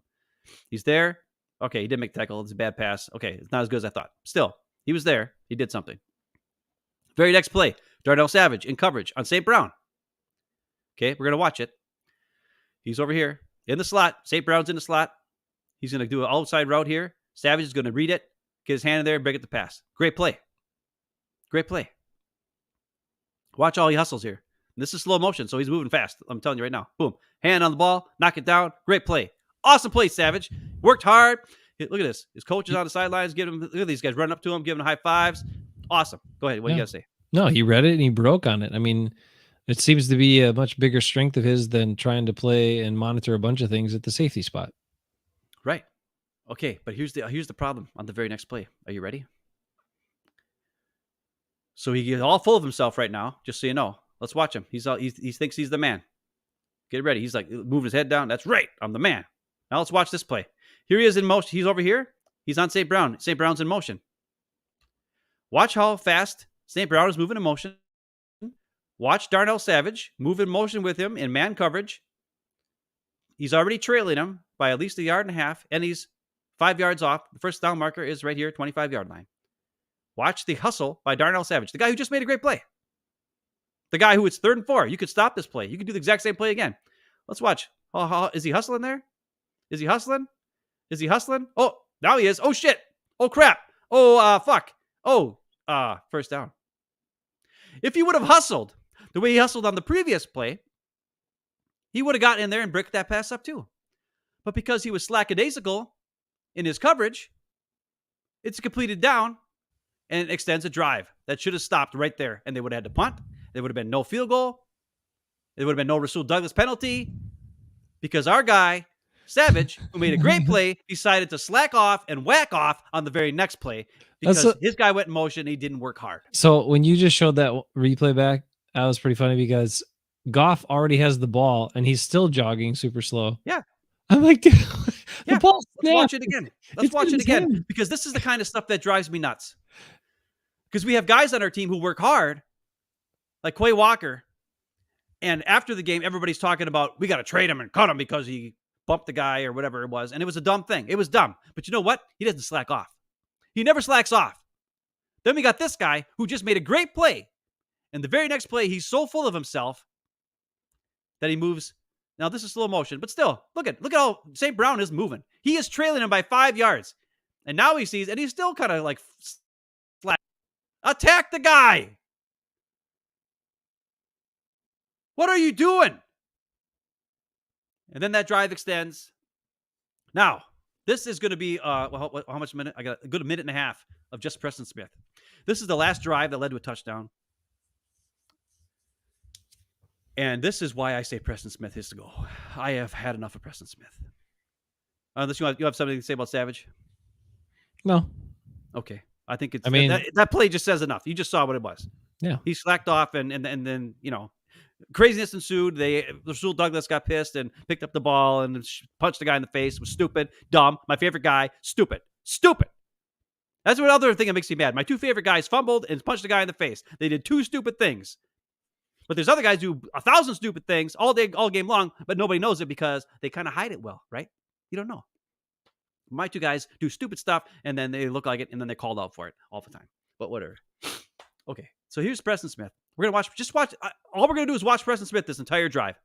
Just watch him. Don't watch anything else. Nothing else. Here's Preston Smith.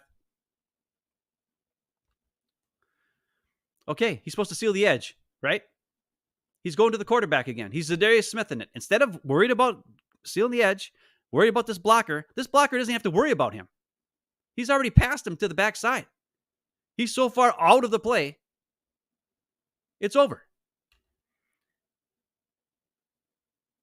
And now watch his hustle. Does he hustle after the play? No. Great job. Okay, let's watch the next play. Yeah, Quay Walker's got to tackle the guy again. Yeah, well, Quay Walker make all the damn tackles. Now here he is again. Preston Smith. Let's see what he does. I don't even know. It might not even be that bad. This is just the whole entire drive. Okay, it's just nothing. Oh, no, he's slacking it. He's whacking it. It's fine. Whatever. He gets up the field. I don't know what happened on the play. It's fine. Just keep watching Preston Smith. That one wasn't his fault. Kenny Clark is in here. I'm sure he gets double teamed to get screwed. Jaron Reed. And then why do we have such a light box when the game is, I think the Packers had a lead at this point. Because they're worried about the pass. Campbell can't get off the block at 63. Damn, Quay Walker tried to fill the hole well there. Got held a little bit, but he actually thumped that big guy, 73, pretty good. Campbell missed the block because 63 was holding him. Here's Preston Smith over here next to Jaron Reed. I don't remember what happens. I'm pretty sure it's Preston Smith's bad. You're just banking on it. They did drop him into coverage sometimes. That was brilliant. There he goes. Okay, it's a screen pass.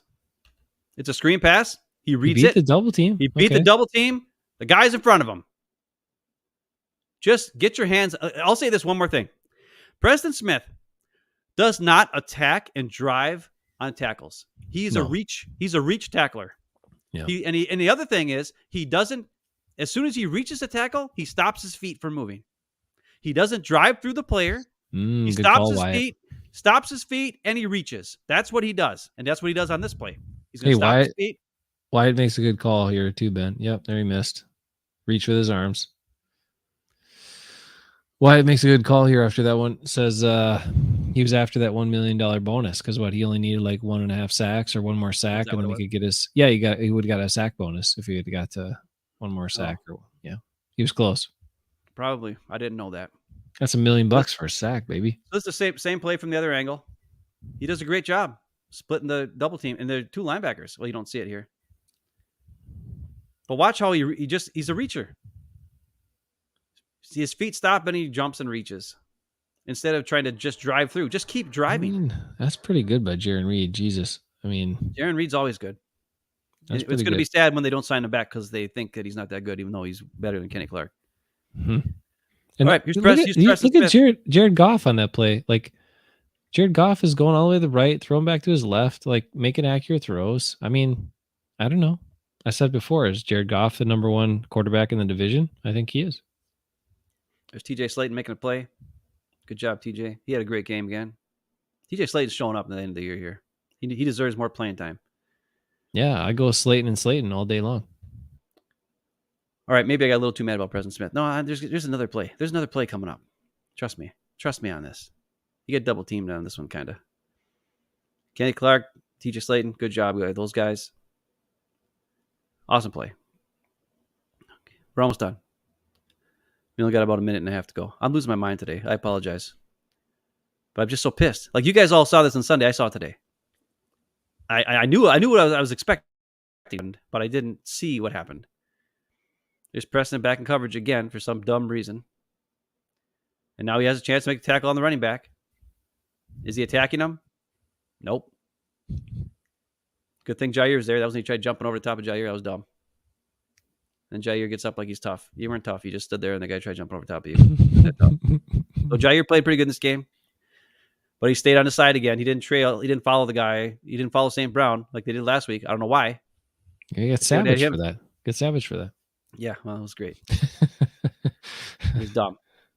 You're paying a guy to be the highest paid freaking corner in the league. You have him cover the best receiver in the other team. Period. End of story. That's the other thing that the Packers need to change. Yeah. If Joe Barry won't do it, then Matt LaFleur should be demanding it. He's the head coach. He can demand that shit. Let's go. Every time the press brings it up, he always says, well, you got to be careful when you do that. You got to be careful. That's what Matt LaFleur says. He does a spin move, gets off 84. Can't make a tackle. Doesn't even get near him.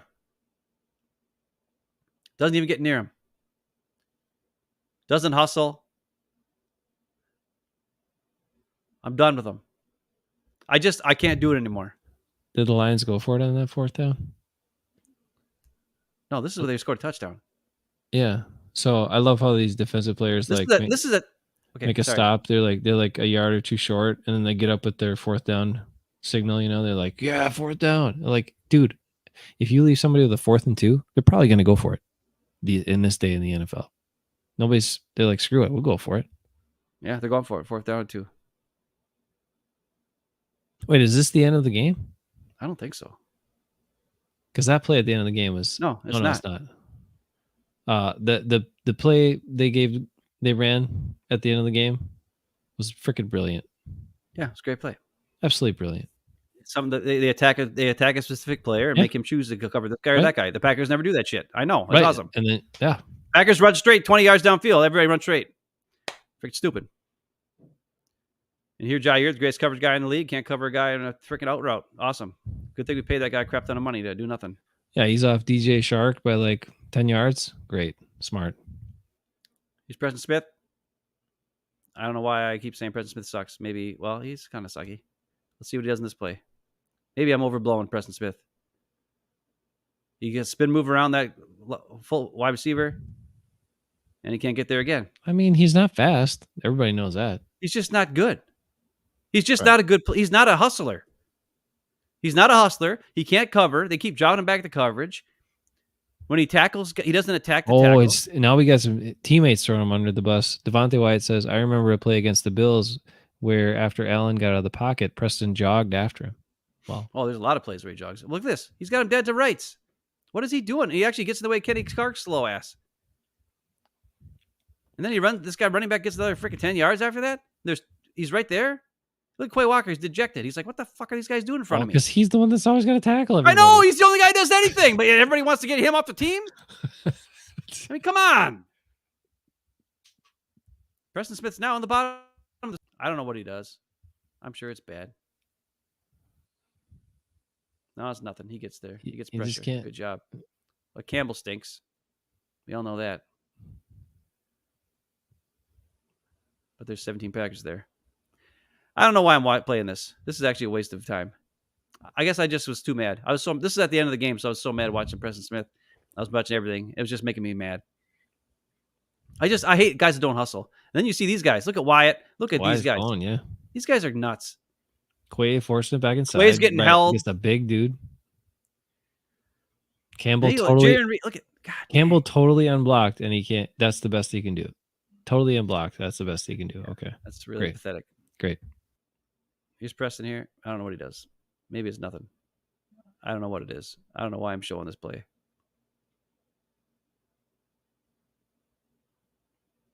Okay, this is after the Quay Walker. That must have been the Quay Walker. Yep. Because I didn't see they don't show that on the all 22 because now McDuffie's in there. Oh, you mean where they got down to the 10-yard line? That happened? Yeah, that was yeah. But everybody deal. had. He's like, hey, they gave up a touchdown on that play. Oh my God, it's all his fault. No, it's not his fault. God damn it. Is he stupid? Yes. Was it a dumb thing to do? Yes. They would have scored a damn touchdown anyway, the way they've been playing. And why is that? Because the Lions run the ball. Because they get close, and they're just going to keep running it till you stop it.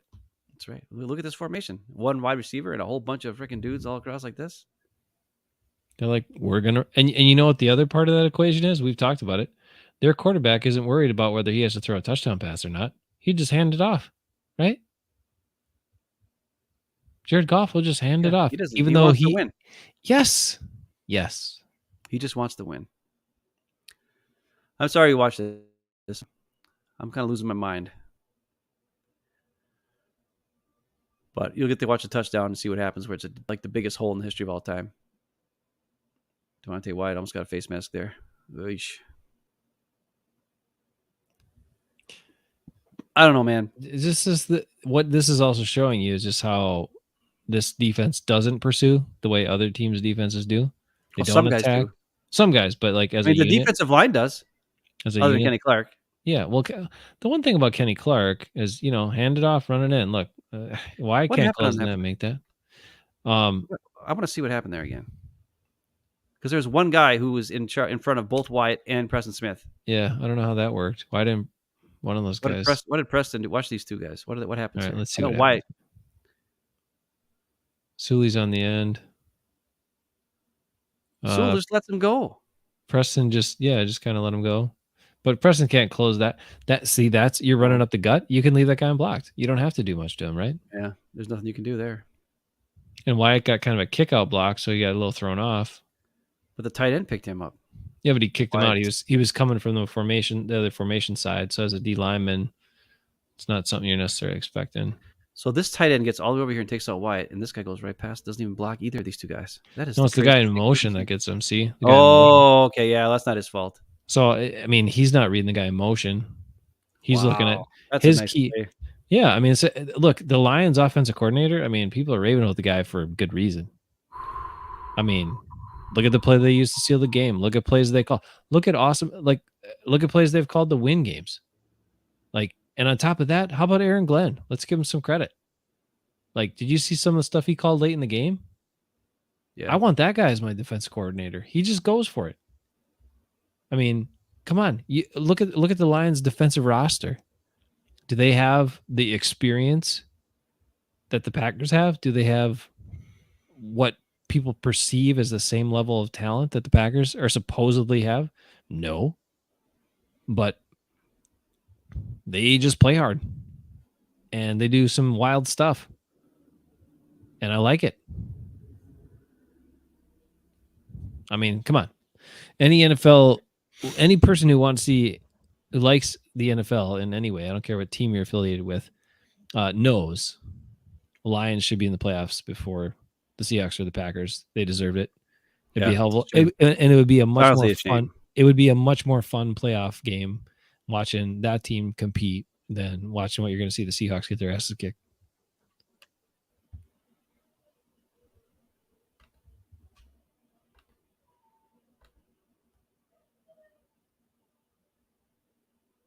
I do have to wrap it up. I forgot my kids sleeping down here, and Oh, what he's the at hell, school man? tomorrow. I'm sorry, I forgot. Why Look, is he sleeping downstairs? because my father-in-law was here Oh, sleeping in his okay. bedroom and I stuff. got you. I got you. I got you. I got you. He's Well, here. 91 years and almost 91 years old. Okay. Okay. Well, we're gonna just watch this video because I don't care. Sorry. Sorry. I know you kid. I know. I said we'll do one more video, but that's why I'm not talking that much, and that's why All I'm right. Well, being really quiet. Get here we go. close to We're the just mic. gonna watch it. It's just Aaron Rodgers sucking. Here we go. Here's 5 minutes of Aaron Rodgers sucking in slow motion. So this one is actually just bad blocking again. Big dog. Everybody else under the sun, they all suck. Let's go back and watch that again. Sorry. That's what I want to show. How good Aaron Jones is. That's a lot of money on the ground there between Jenkins and Bakhtiari. Look at this. When Aaron Jones gets the ball, this is what he sees. What is Runyon doing? 34 in the hole. But watch Aaron Jones go here, and then he's going to teleport to here. And he still gets like 6 yards on this play because he's the best. I just hate this zone blocking stuff so much. He's the best. But let's get rid of Aaron Jones. He sucks. He's no good. He's not the reason why he actually has over 1,000 yards this year. It's the offensive line. They're so good. Aaron Jones fumbles, so he sucks, everybody. Just so you know. Wrong. All right, let's just watch this. I'm sure this is a dumb pass by Rodgers. I could be wrong, but it probably is. This is the play to Watson this way. That was actually a pretty good move by Rodgers to get that ball off. It was a good play. But this is what you talked about. And I wanted to give you credit for this. You talked about we don't need to have Watson running downfield and throw big lollipops to him. Get him the ball because he can actually do something with it after the catch. He's like the only wide receiver that can run after the catch. Actually, only receiver who's not a running back that can run after the catch. So they did that in this game, and look how damn good it worked. Nice call, bro. Here's the thing I would say. With this guy in your face and Christian Watson coming here and 23 trailing Tunyon, look at this space here. Yeah, it's wide open. I would want the ball thrown here. Now that's an old man wearing the 12 jersey, and Aiden Hutchinson is 22 years old coming at him. So he's like, I'm getting rid of this thing because I got my ass hit and tackled by him earlier in the game. So I get that part. Although you should kind of stand there, gather your feet, and you can throw it up there. If you're not jumping, you could make that throw probably, but that wasn't Aiden Hutchinson. That was 79. Oh, all right. Well, whatever. Kaminsky then. Yeah. That was the guy who Bakhtiari couldn't block and then caused Aaron Jones to fumble. Right. Who's wearing a club on one hand, can't even grab with one hand, but that's probably how he caused the fumble because he probably smacked the crap out of it with a club hand. That's probably should be illegal. So that's probably why Aaron Jones fumbled. But no, Aaron Jones sucks. That's why. It's the same play. I don't know. I'm losing my mind. We're silent. We're not saying anything. Well, we are a boring show. I'll tell you. Well, that's what people like. I mean, that's you got to see a grown man cry over Eric because he's so mad, and he said 17 F-bombs on Facebook. And so look, lucky for all you fans out there. I mean, you're right. The opportunity was there to get it to Tunyon, and Rodgers made one throw to Tunyon at one point. It was a terrible throw. Tunyon made a hell of a catch on that one contested ball, but there he is open again over the middle. Yeah, why wouldn't you throw it to him here? Christian Watson taking the top off. Rodgers is already getting ready to throw the ball. But who's he throwing to? Allen Lazard, who is beat. Goff threw balls where guys are way tighter covered, not even nearly as open as Tunyon right now, and Goff would just throw it in there. Oh, yeah. I mean, right here. Boom. But now here's the thing that's crazy is this was the pass interference call play. So you would say, Ben, why are you complaining about that? I'm complaining because it's the wrong decision. Yeah. Tunyon's open over the middle. That's the smart decision. You can't always get bailed out with pass interference calls. 100%. This one, I knew there's a reason why I had this up here. I left it with this dark. Usually I try to get it so it's not this dark on here, but because something happens up here. I can't remember what it was. God dang it. You know what you just showed? It speaks to Rodgers' last pass. Same thing. Right? He chucks it deep instead of throwing to the guy that should be open. Oh, that's what it was. Yeah. Well, here's what time where he should have threw it deep. Watch this. This is why I like this. So you got this on the outside. I don't know who this is. Randall Cobb, probably Romeo Dobbs. That's Toure, I think. Toure, whatever. I don't care who the hell it is. No, it's Dobbs. Yeah. He's going to go up like this. There's no safety help. Safety's in the middle of the field. And you got Christian Watson going like this, which means this guy is definitely going to be worried about Christian Watson. So you got one-on-one here. and then Aaron Jones is going to swing out here. You're putting the pressure on this cornerback to make a decision. Okay?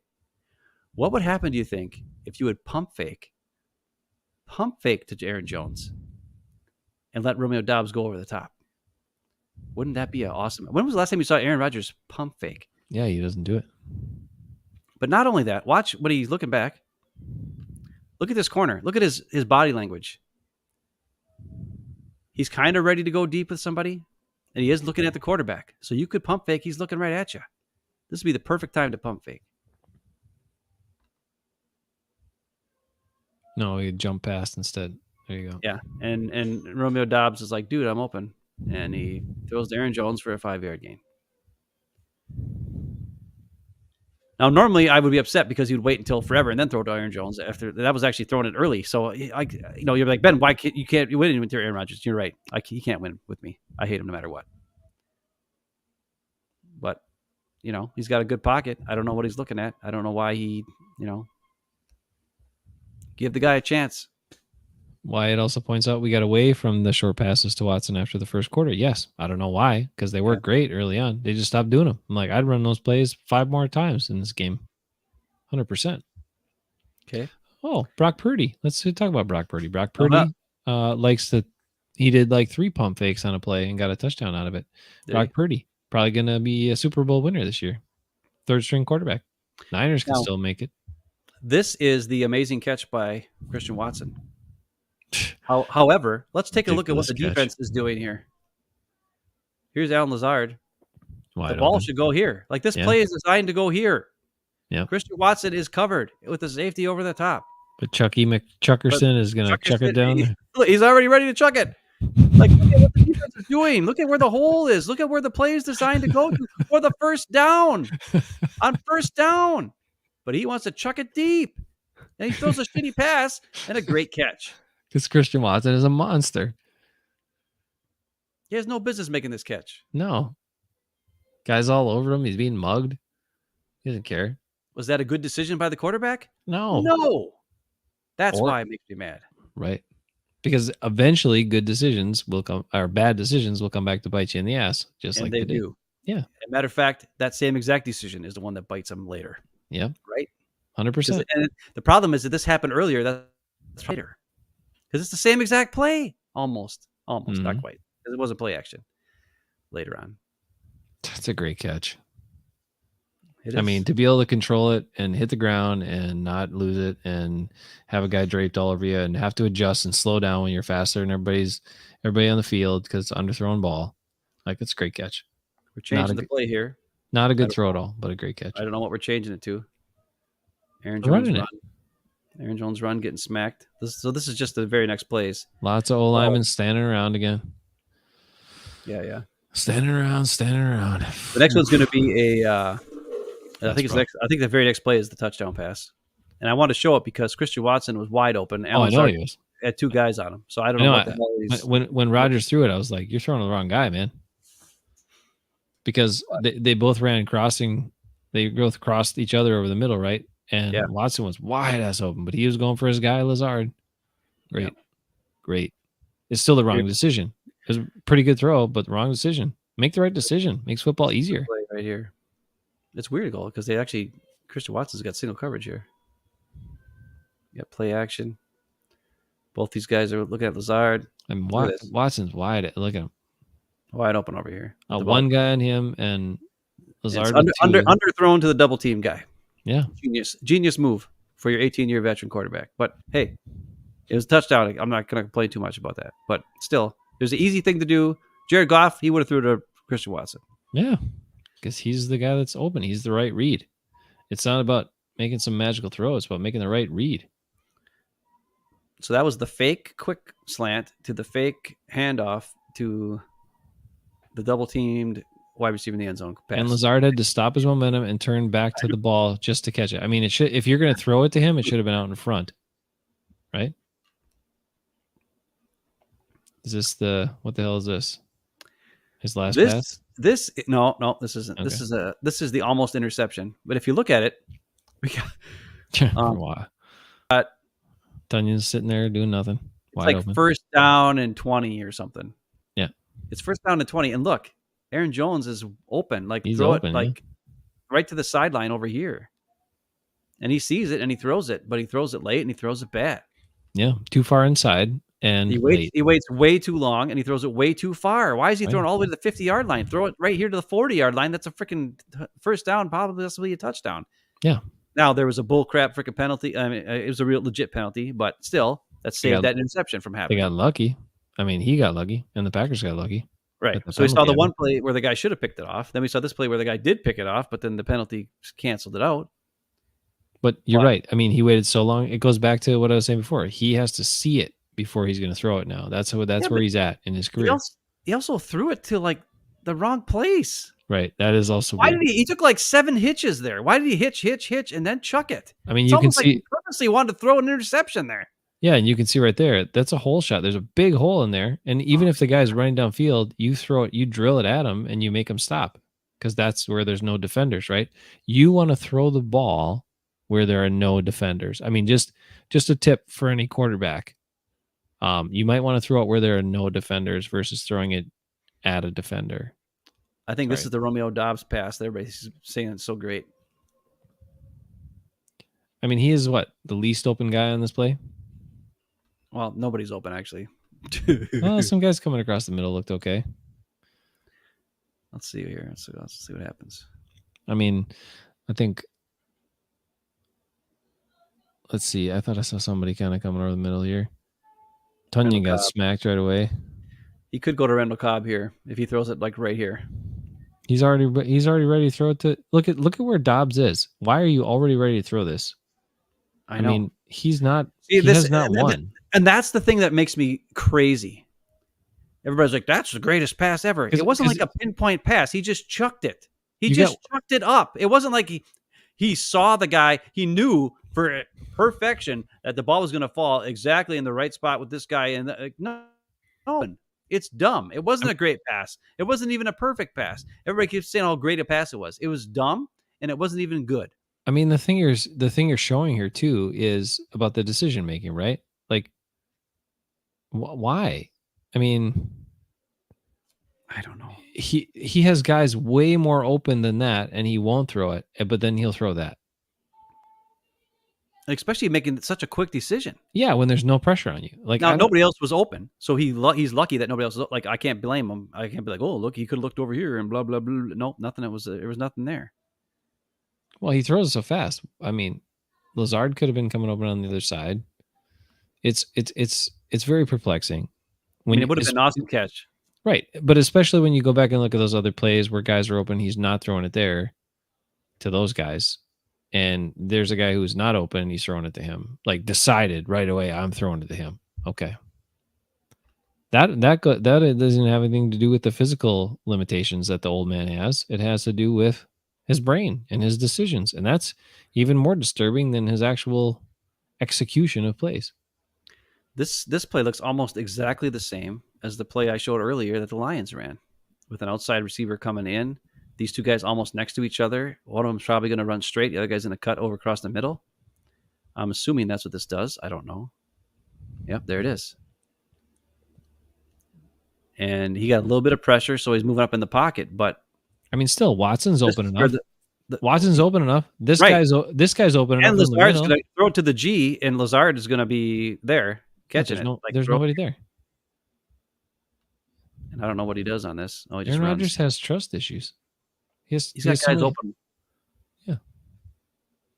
I don't think he needs to move out of the pocket there in that play. I think he was okay. Let's watch it from the other angle. Maybe I think I have another angle.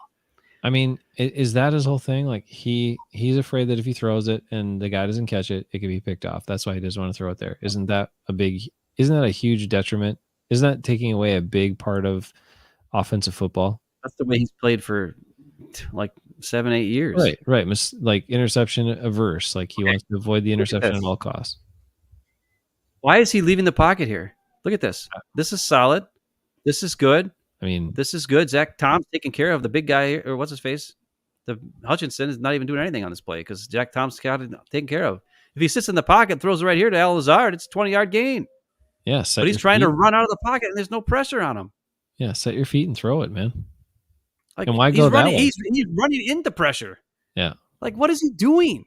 Oh my god, so pathetic. And then he got rocked here pretty good. That was Good. it's something he Deserved. kind of deserved based on the choice he made there. Yeah. I mean, it was perfect pocket. Yeah. Read the defense, throw the damn ball, dumbass. Now look at here. Tunyon in the second level. Hit that Here. dude. Christian Watson. You've got one defender here. Oh my god. 1, 2, 3 guys to the second level. The ball should be thrown right now. I don't know which guys, Tunyon here. Well, Tunyon's looking Watson for the here. ball, so throw it. Let's see what happens. Now he throws it. You got Lazard here. Look at this. All this space.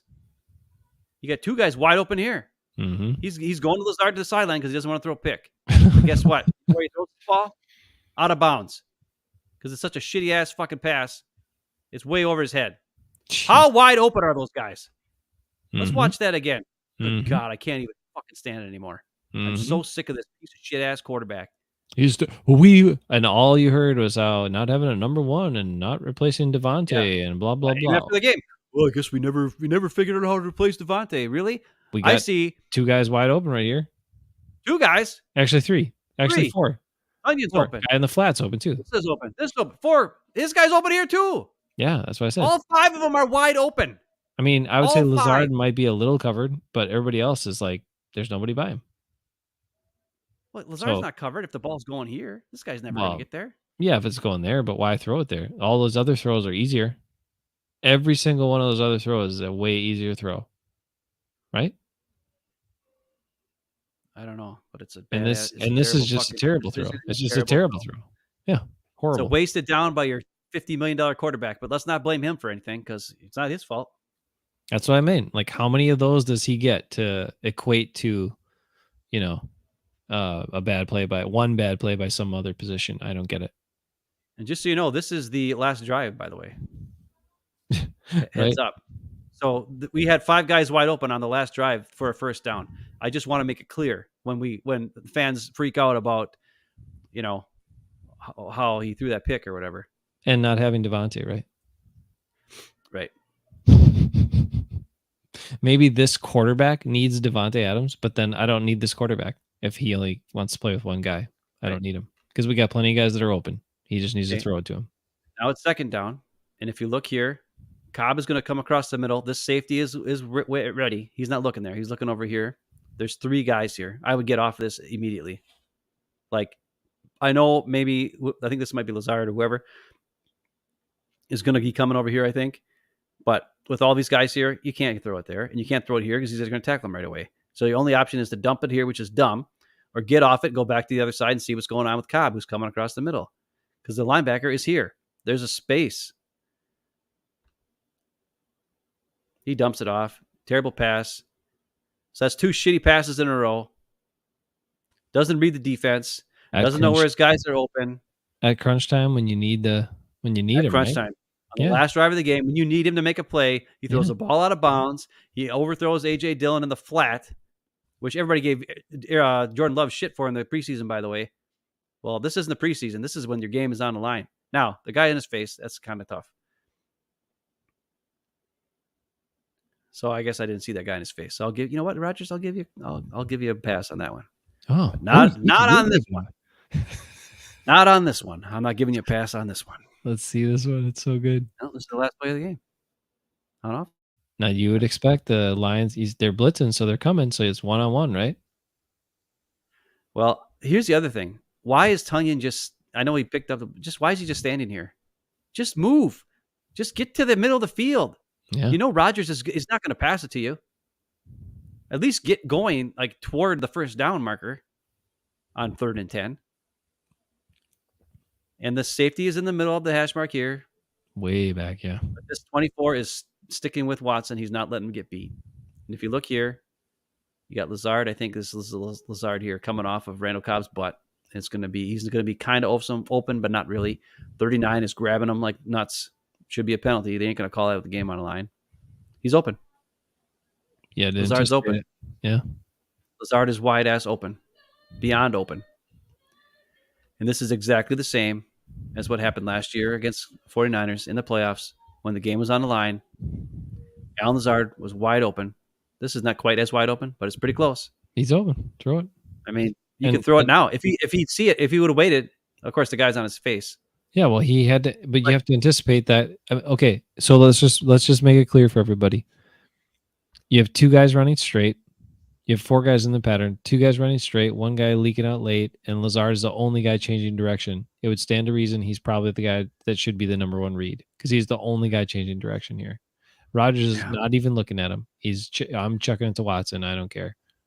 He's already made the decision now. So based on this right now, I know he's not looking here. He should know the play call. Yeah. And with an all-out blitz, he should know the middle of the field is open. Right. And with an all-out blitz, he should know it's all one-on-one coverage everywhere. Everywhere, not just for Christian Watson. Everyone's got one-on-one coverage here. Yeah. But chuck it for Jesus, as they say. And not only chuck it for Jesus, just like not even like in the middle of the field. 5 yards, I mean, in the middle of the field. Like he either throws it way out of bounds, or was the wind that strong going from right to left, or what? 4 miles an hour. He threw it out of bounds the last time, and this time it doesn't even go out of bounds because it gets picked. 4 And everybody's complaining about A.J. Dillon. Let me ask you a question. If you saw 1, 2, 3 guys over here, right? 1, 2, 3 guys. Mm-hmm. You got 3 guys here, and you got 1, 2 guys here, and you know Tunyon's chipping, right? But I can guarantee on this play call, Tunyon's supposed to chip and get out, and Dillon's probably supposed to come over and take him after the chip. I guarantee that's the play call and the protection. But everybody's saying A.J. Dillon didn't read the defense and pick up the blitz. That's even Eddie Herman saying he didn't pick up the blitz. He didn't pick up the blitz. Watch A.J. Dillon on this play. He immediately goes to the other side of the field. He doesn't even wait. And look where he's looking. He's looking to help pick up the blitz over here because he knows the chip's coming from Tunyon. His job is not to block any of these guys. It's not his job. And everybody blames him because he didn't pick up this guy. He's supposed to come across, help after the chip, because they're not expecting this linebacker to come through the middle. That's what happened on the play. But go ahead, blame A.J. Dillon because say he's dumb because he didn't pick up this Anzalone guy. And I want to see what Myers does on this because he picks up somebody, and I want to know who it is. And why does he let that other guy go? Okay, he's forced to. Yeah, got to take the biggest guys in front first. But look at A.J. Dillon's eyes.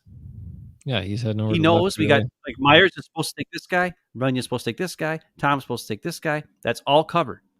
It's all covered. And he immediately goes to this side because he knows there's a chip and there's 4 guys over on this side. He's not expecting the end around. He's not expecting the stunt to the outside. And 55 does a great job of leading because the other thing is this he could go straight up on his blitz. He takes to the outside on the blitz, which gives Anzalone an easy right off the hip of this big guy, right? Because right now Tunyon's helping and he's in close. But by the time he gets off of that, now he goes to the outside of 55, which opens up this huge lane. And by that point, Dillon is already passed and looking to this side, right? I don't know. I don't know who's to blame. I don't know if Dillon's supposed to be looking for this linebacker. You know, would he be expecting the linebacker? I don't know. But if your quarterback is an 18-year veteran and he sees the linebacker coming and you know you have a receiver that's going to end up in the middle of the field here eventually, anticipate that throw. Hey, Watcher says they have to see the bad decisions in the tape. And yeah, you would think they have to, right? Why won't they stand up to this guy and call him what he is? They won't. They can't. I mean, look, come because on. The fans have got hit. They got him so scared. Wyatt also points out O-line always has to take big on big first. Yeah, that's the rule. You got to. Right. I just would say, and Ben, on top of all that, if you're going to make a decision that quick, and that's your decision, then don't lob it up there and leave it 5 yards short. And the other thing was this. Okay. Oh my God. I just thought of something. We just watched those last 3 plays, right? Yeah. Remember how he say that he said those last 3 play calls? He said those last 3 play calls were bad. They were tough, but we have to, we wish we could have had those or something about. I can't remember exact quote because I try to relieve myself of his. He totally said that those play calls were bad. But then he's like, "But you still got to execute." That's what he said. We saw that first down. All 5 receivers were open on first down. He threw a shitty ass pass. Mm-hmm. All 5 guys were open, and he called out LaFleur after the game.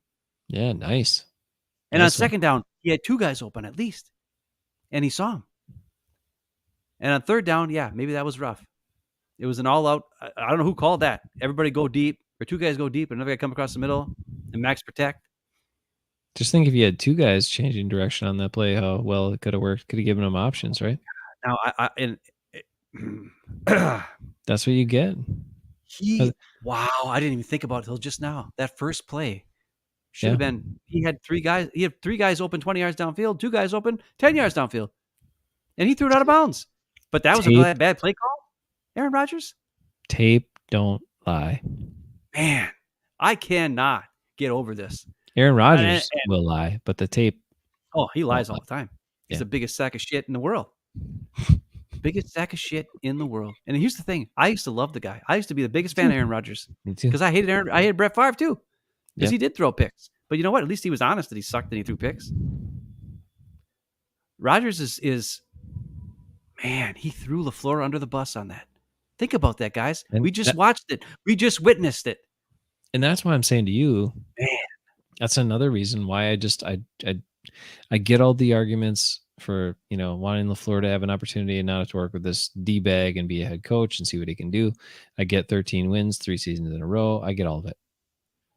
But if you have a head coach who can't even stand up to this player, that guy's not a head coach. I don't know. Well, he did. Did you hear what he is? I don't know. I can't remember exactly what his answer was. Somebody asked, I think it was Jason Wilde brought it up.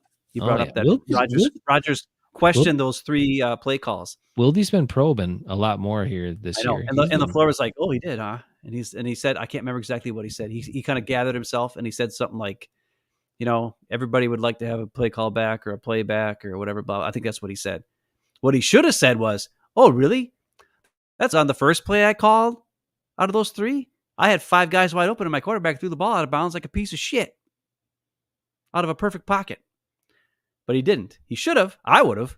But I don't fucking I don't give 2 shits about it. I'm like, 0 F's given over there. Why do I say F's? I just said fuck 17 times today. I can say 0 fucks given. No, but that's not what he said. That's not his name. His name is 0 F's. Yeah, but it's 0 F's with a bunch of little, signs and stuff. So that's fuck. It's all right. I know you want to keep saying it. I'm going to keep saying it. Fuck. Don't care. You better get it all out. I am pissed. Obviously, I lost my mind earlier in the show, and I can't control it anymore. I'm excited to see you tomorrow, though, and Mom and Dad and Sarah and Ephraim and Andrew and Evan and Sophia and Lenica and everybody and whatever. It's going to be fun. I can't wait. We're going to be great. Family Christmas finally after 3 weeks. It sucks. I work over here in Minnesota. Minnesota stinks, and we have to wait so long all because of me. I apologize to all you guys, but we do get to have an awesome weekend of just family, which is what's awesome. So I'm excited for that. That's why we have no show tomorrow and no radio show. I mean, the radio show, if you do ever tune into that or the stream, it's going to be a replay of last week, which actually had some it was actually a pretty damn good show last week, I got to say. That first hour was good, I thought. And I usually don't think we're that good. Hey, Wyatt, put Wyatt's last comment. I agree with you, Wyatt. I said that a couple weeks ago. Jason thinks it's Goff. I think it's love, too. We'll never know, man. We'll never know because Rodgers will come back and they'll just let him come back. Love over Goff. I still think Jared Goff is. Look, Jared Goff. Give the guy some credit. Good in the first half.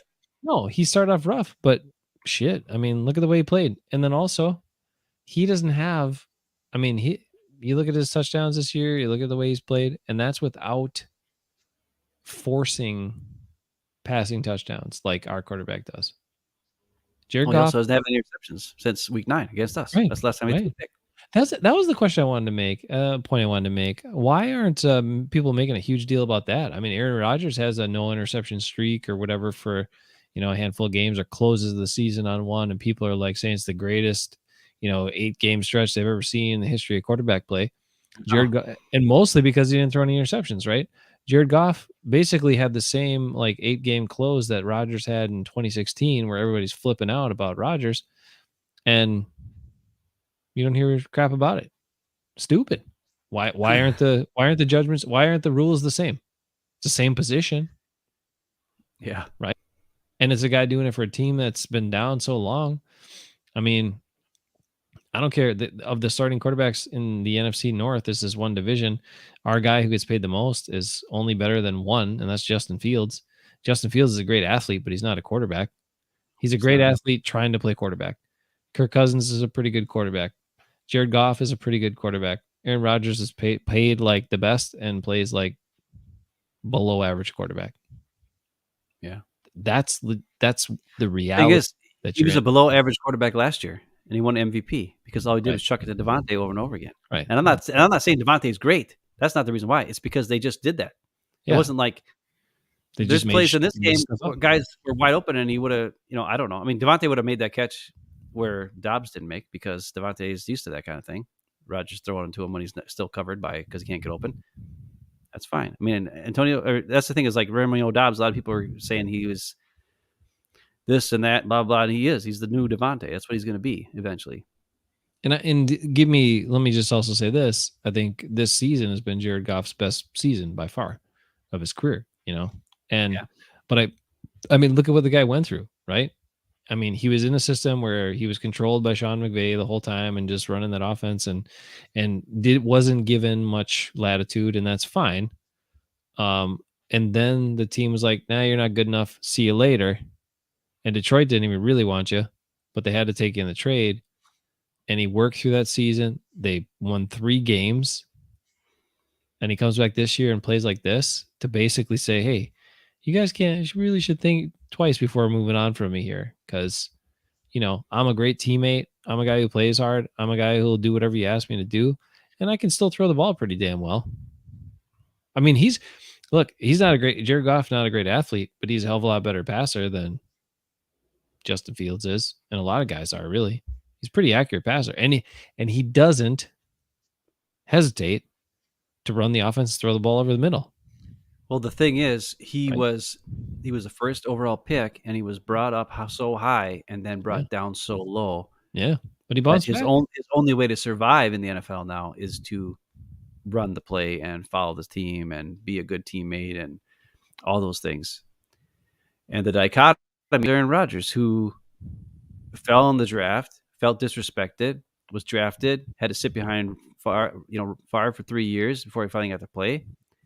Won a Super Bowl within the first couple of years of him starting, and milked that shit for fucking 12 years after that, and can do no wrong, and has never been told that you suck and maybe you're the reason why we didn't win the game. Even though Jordan, think about this: Jared Goff missed one throw in the Super Bowl that cost them a Super Bowl victory against the Patriots, and then they gave up on him. Aaron Rodgers missed about freaking 10 throws just in this game the other day, and the Packers will never get rid of him. So what? I don't know what to tell you. I mean, Jared Goff threw one terrible pass, and they got rid of him. You know what I'm saying? Yeah. Because he threw it a little late, and then McCourty came across. You remember? I don't know if you remember that play. It was an awesome play. McCourty saw it and then ran way back there, and then picked it off in the end zone because he was open. Because somebody was open in the back of the end zone, and Goff just kind of let it hang up a little bit too long. And then the safety went from all the way to the other side of the field, and ran back 20 yards just to pick it off in the end zone. And it was an awesome play. And then the Rams kind of gave up on Goff after the next year. Yeah, I mean, look, I just he's a solid, good quarterback, and at this point, I think if you had a solid, good quarterback starting for the Packers, they would have won 12 games this year and be in the playoffs, and probably would have lost the division. Lost this game. Yeah, 100%. Wouldn't have lost a bunch of games. Let's see. One quick as we get into the playoffs. People are wondering. Watcher wonders. Do we think the Vikings beat the Giants? I don't know. It's a tricky game. I got to be honest. Yeah. What do you think? I mean, I got to think they will. I mean, the Giants are still a really flawed team, but they have battled. The Giants. The Giants, I think, have maximized what they have. I just don't think they have that much. But they've really gotten the most out of what they got. So I'll give them that. I think they have. So those teams are kind of dangerous, but the Vikings are at home. I mean, I think it's a close game, but I think the Vikings pull it off just because I think Cousins will be fine. I mean, as long as he gets time, he's all right. Well, shoot. Now I'm not factoring in the Vikings offensive line. How a mess is their offensive line still? The Giants D-line is really the thing. The strength of the Giants is also the weakness of the Vikings. And the other thing is this. What's the weakness of the Vikings on defense? run defense. That's And true. Saquon All Barkley right. is a monster. All right, And then so the is Giants Daniel win. Jones. Daniel Jones running the ball. He's really good at running too. Yeah, because Getting he out of the doesn't pocket. care. He's another quarterback. He doesn't care. He'll do whatever. He's trying to win games. He's not trying to get stats and be, the highest stat guy. I guess the Giants are going to win. Yeah, they'll win. I think the Giants can beat them. I I think the mean, Giants win it 20, comes down to how smart it'll be. If the Giants win, it'll be super low scoring. 20 to But 17. Giants win. I think they can beat them. No, I think no so doubts. too.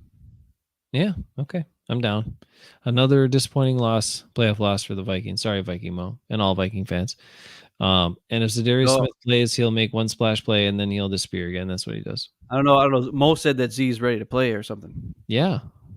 Yeah. He had He had a Kirk Cousins shirt on the other day, and he had to send us the picture of it. And I'm like, ready to play. I wish he was ready to play in the NFC Championship game in 2019 because he was not ready to play in that game. He's ready to play for one play. One play. Ready to play. I'm ready to play one play. And then after that, you can block me with a wide receiver. Don't matter. I ain't gonna do anything. Crap. All right, we'll see how it all shakes out. One more thing, real quick. Plenty more offseason to come, though. After this, the effort of this team, the Packers, in a game that they must win, inexcusable against a team that. And after watching the all 22, the defense played pretty good in the first half. I got to be honest. Yeah. And they just kind of got beaten the run in the second half with some really good plays. And the Lions were holding a little bit and shoving a little bit. Mm-hmm. But the biggest problem is the offensive line. I don't know what they were doing. And I don't understand the play calls on some things. Sorry, Wild Man. Out of all people to tell me to watch my language, you are not one. You are the master of the F-bomb. So just so you know. Where do you think I learned this from? Finish your thought, because I'm just saying it was pathetic. And like you were saying, it seems like you're calling for Matt LaFleur to be gone. But I mean, after that, it has to be. Because to me, that type of performance. Okay, look, you as a coach, all right, you can see that happening, right? I mean, you're watching the game, you see the effort, you see how guys are getting pushed around, you see guys not playing well, you see mistakes, a lot of mistakes on offense. You have the voice, you have the decisions that you can make. You're in charge. I mean, if the players ain't doing it, you got to do it. And Matt LaFleur just doesn't have it in himself to do it. I mean, shoot, call a timeout. You waste timeouts all the time anyway. Your quarterback does. So just say, screw it. This is not a waste of timeout. I'm calling it. I'm pulling the whole unit together and saying, chewing these guys right now. You know what, though? There's a couple plays in this game where they actually got out of the huddle and ran up to the line of scrimmage and ran the play real fast. No, they didn't work. Those plays didn't work, by the way, but it did happen. So I thought that was kind of fun watching the. But I mean, that's the thing, right? The head coach has that power, has that ability, and if the players are not figuring it out or picking everybody up, or somebody's not sparking them, then you got to take charge and lay into him. And he's just not that guy. I mean, lay into him, fire him up, whatever you think the proper method is for that group of men or that team, whatever sport it is, because same thing for women's sports too and girls sports. But that's on the coach. I just like, if they would just change roles and switch some stuff around and say, Matt LaFleur, you want to be offensive coordinator, and Bisaccia, your head coach, I'd be way more comfortable with that right now. I don't know. I'm not sold on Bisaccia. Well, I think at least he can. I think he can get people guys listen to his up. voice. I think people hear his voice and listen to his voice. I don't think people hear Matt LaFleur on this team. Oh, I know they don't.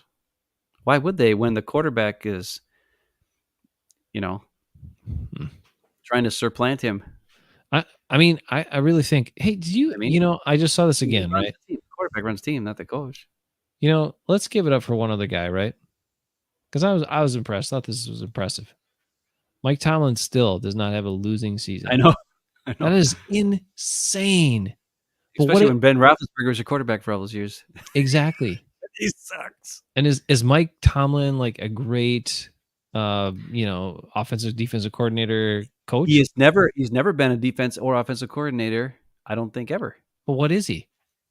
He's the head coach. He runs a team. Yes. Yeah. And he's a guy that'll hold you accountable, and he's a guy that gets your attention, and he's a guy you freaking listen to. Yeah. That's what the Packers need. Matt LaFleur Well, isn't that. I don't know who could be that against with Aaron Rodgers as a quarterback. No, Bruce Arians. Get your ass in here. Bruce Arians. No. Well, he wants to coach again. He does want to coach again. Does he really? Not that badly, though. I'm telling you right now, I've got a feeling when Tom Brady moves on after this year, Todd Bowles might get canned, and then they'll just put Bruce Arians back as head coach. He only didn't want to coach because Tom Brady came back. That's the reason why he didn't want to coach anymore. That's true. I mean, the other thing to look at, right? There's different ways to do it. I'm not saying you got to have a hard ass, and not necessarily, but look what Dan Campbell's done with the Lions. Yeah, well, I mean, he makes some dumb bonehead decisions in game. Though. He does, but he has the hearts and minds of that team. Like, they will do whatever for him. And that inspiration means you're not going to lay a big turd in a big game.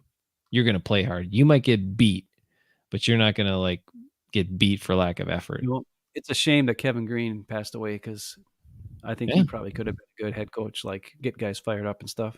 Right. I think he was also a big part of why that Packers team won the Super Bowl that year, because I think he lit a fire under those guys, and also, but that's the other thing. The defense was awesome. They had so many with Clay, and they just had a bunch of guys that were players, man. Woodson, Nick Collins. Watcher says this defense isn't like that. He's in way over his head. He's probably a good players coach, but not a head coach. He doesn't have the grit. I mean, that's the thing, right? If you had really strong player leadership on this team, then Matt LaFleur as your head coach works. But if you don't have that, Matt LaFleur as your head coach doesn't work. If he would come out and I don't know. He has to do. We just watched Aaron Rodgers call out his play calling after we just saw his play calls were good, at least the first two. And then he calls them out after the game saying those last 3 play calls were bad. Well, here's the bottom line. What's he supposed to do? He can't do anything. Right. Here's the bottom. LaFleur should demand Rodgers gone. He should go into Mark Murphy's office and say, 100%. Listen, I want to coach this team, and I will be more hands-on, and I will be more of a guy in charge, but I can't do it when I have to worry about this diva dingbat over here who's, undermining everything I want to do. I'm on board with that. I mean, look, if you want to, I am 100% on board with that. But it's very clear. It's very clear after 4 seasons that Matt LaFleur and Aaron Rodgers together does not work. Right. That is clear. I agree with that 100%. As a Packer fan, you have to demand that one of those two is gone after this season. One of those two should not be back for next year. Now, my choice would be Aaron Rodgers, 100%. Some other people might want Aaron Rodgers, or maybe the cap situation or whatever. And if that's what you're going to go with as an organization, then you got to move on from the head coach.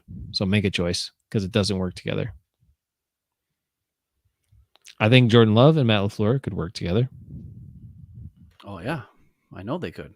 Jordan Love ain't going to be a big pain in the ass, and he'll just run the place.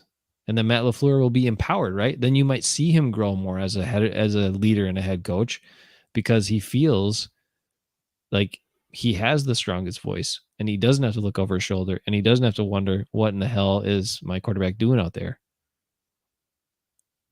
So I don't know, just saying. And somebody talks about Tom Clements. Why the hell wasn't Obi Tom more of a voice? That's Mike Clements. That is. Oh, all right. Never mind. Why wasn't Obi Tom Clemens more of a? He's 70 years old. He probably don't know what the hell's going on. He's probably got a noodle screwed. Look at our dad. He's telling me not to swear. Our dad is 75. He's telling me not to swear. Really, dude? Come on, dude. He came out of retirement. Come on, dude. So he probably just wanted to stay retired. Didn't want to cause any waves. And there you go. Anyway. All right. We got to go. You guys be good. Stay good. Enjoy the first weekend, wild card weekend. And enjoy the Vikings losing to the Giants. Peace out. 2.5 hour show. You got to watch a man cry. I don't know if you had me on video at that point, but I was crying. It was awesome. you were. Well, you were little, but you were crying, and you were there. Well, I'm sorry. I'm mad. Aaron Jones is my favorite guy. Aaron Jones. That's the only thing we can look forward to. sad Is when he hopefully screws Walter up. Payton Man of the Year. Hopefully he still wins that. I hope he wins it. I hope he wins it because he deserves it. He's a great guy. You guys Great deserve a good weekend of football. See ya next week. Tell me why are you to come? There's still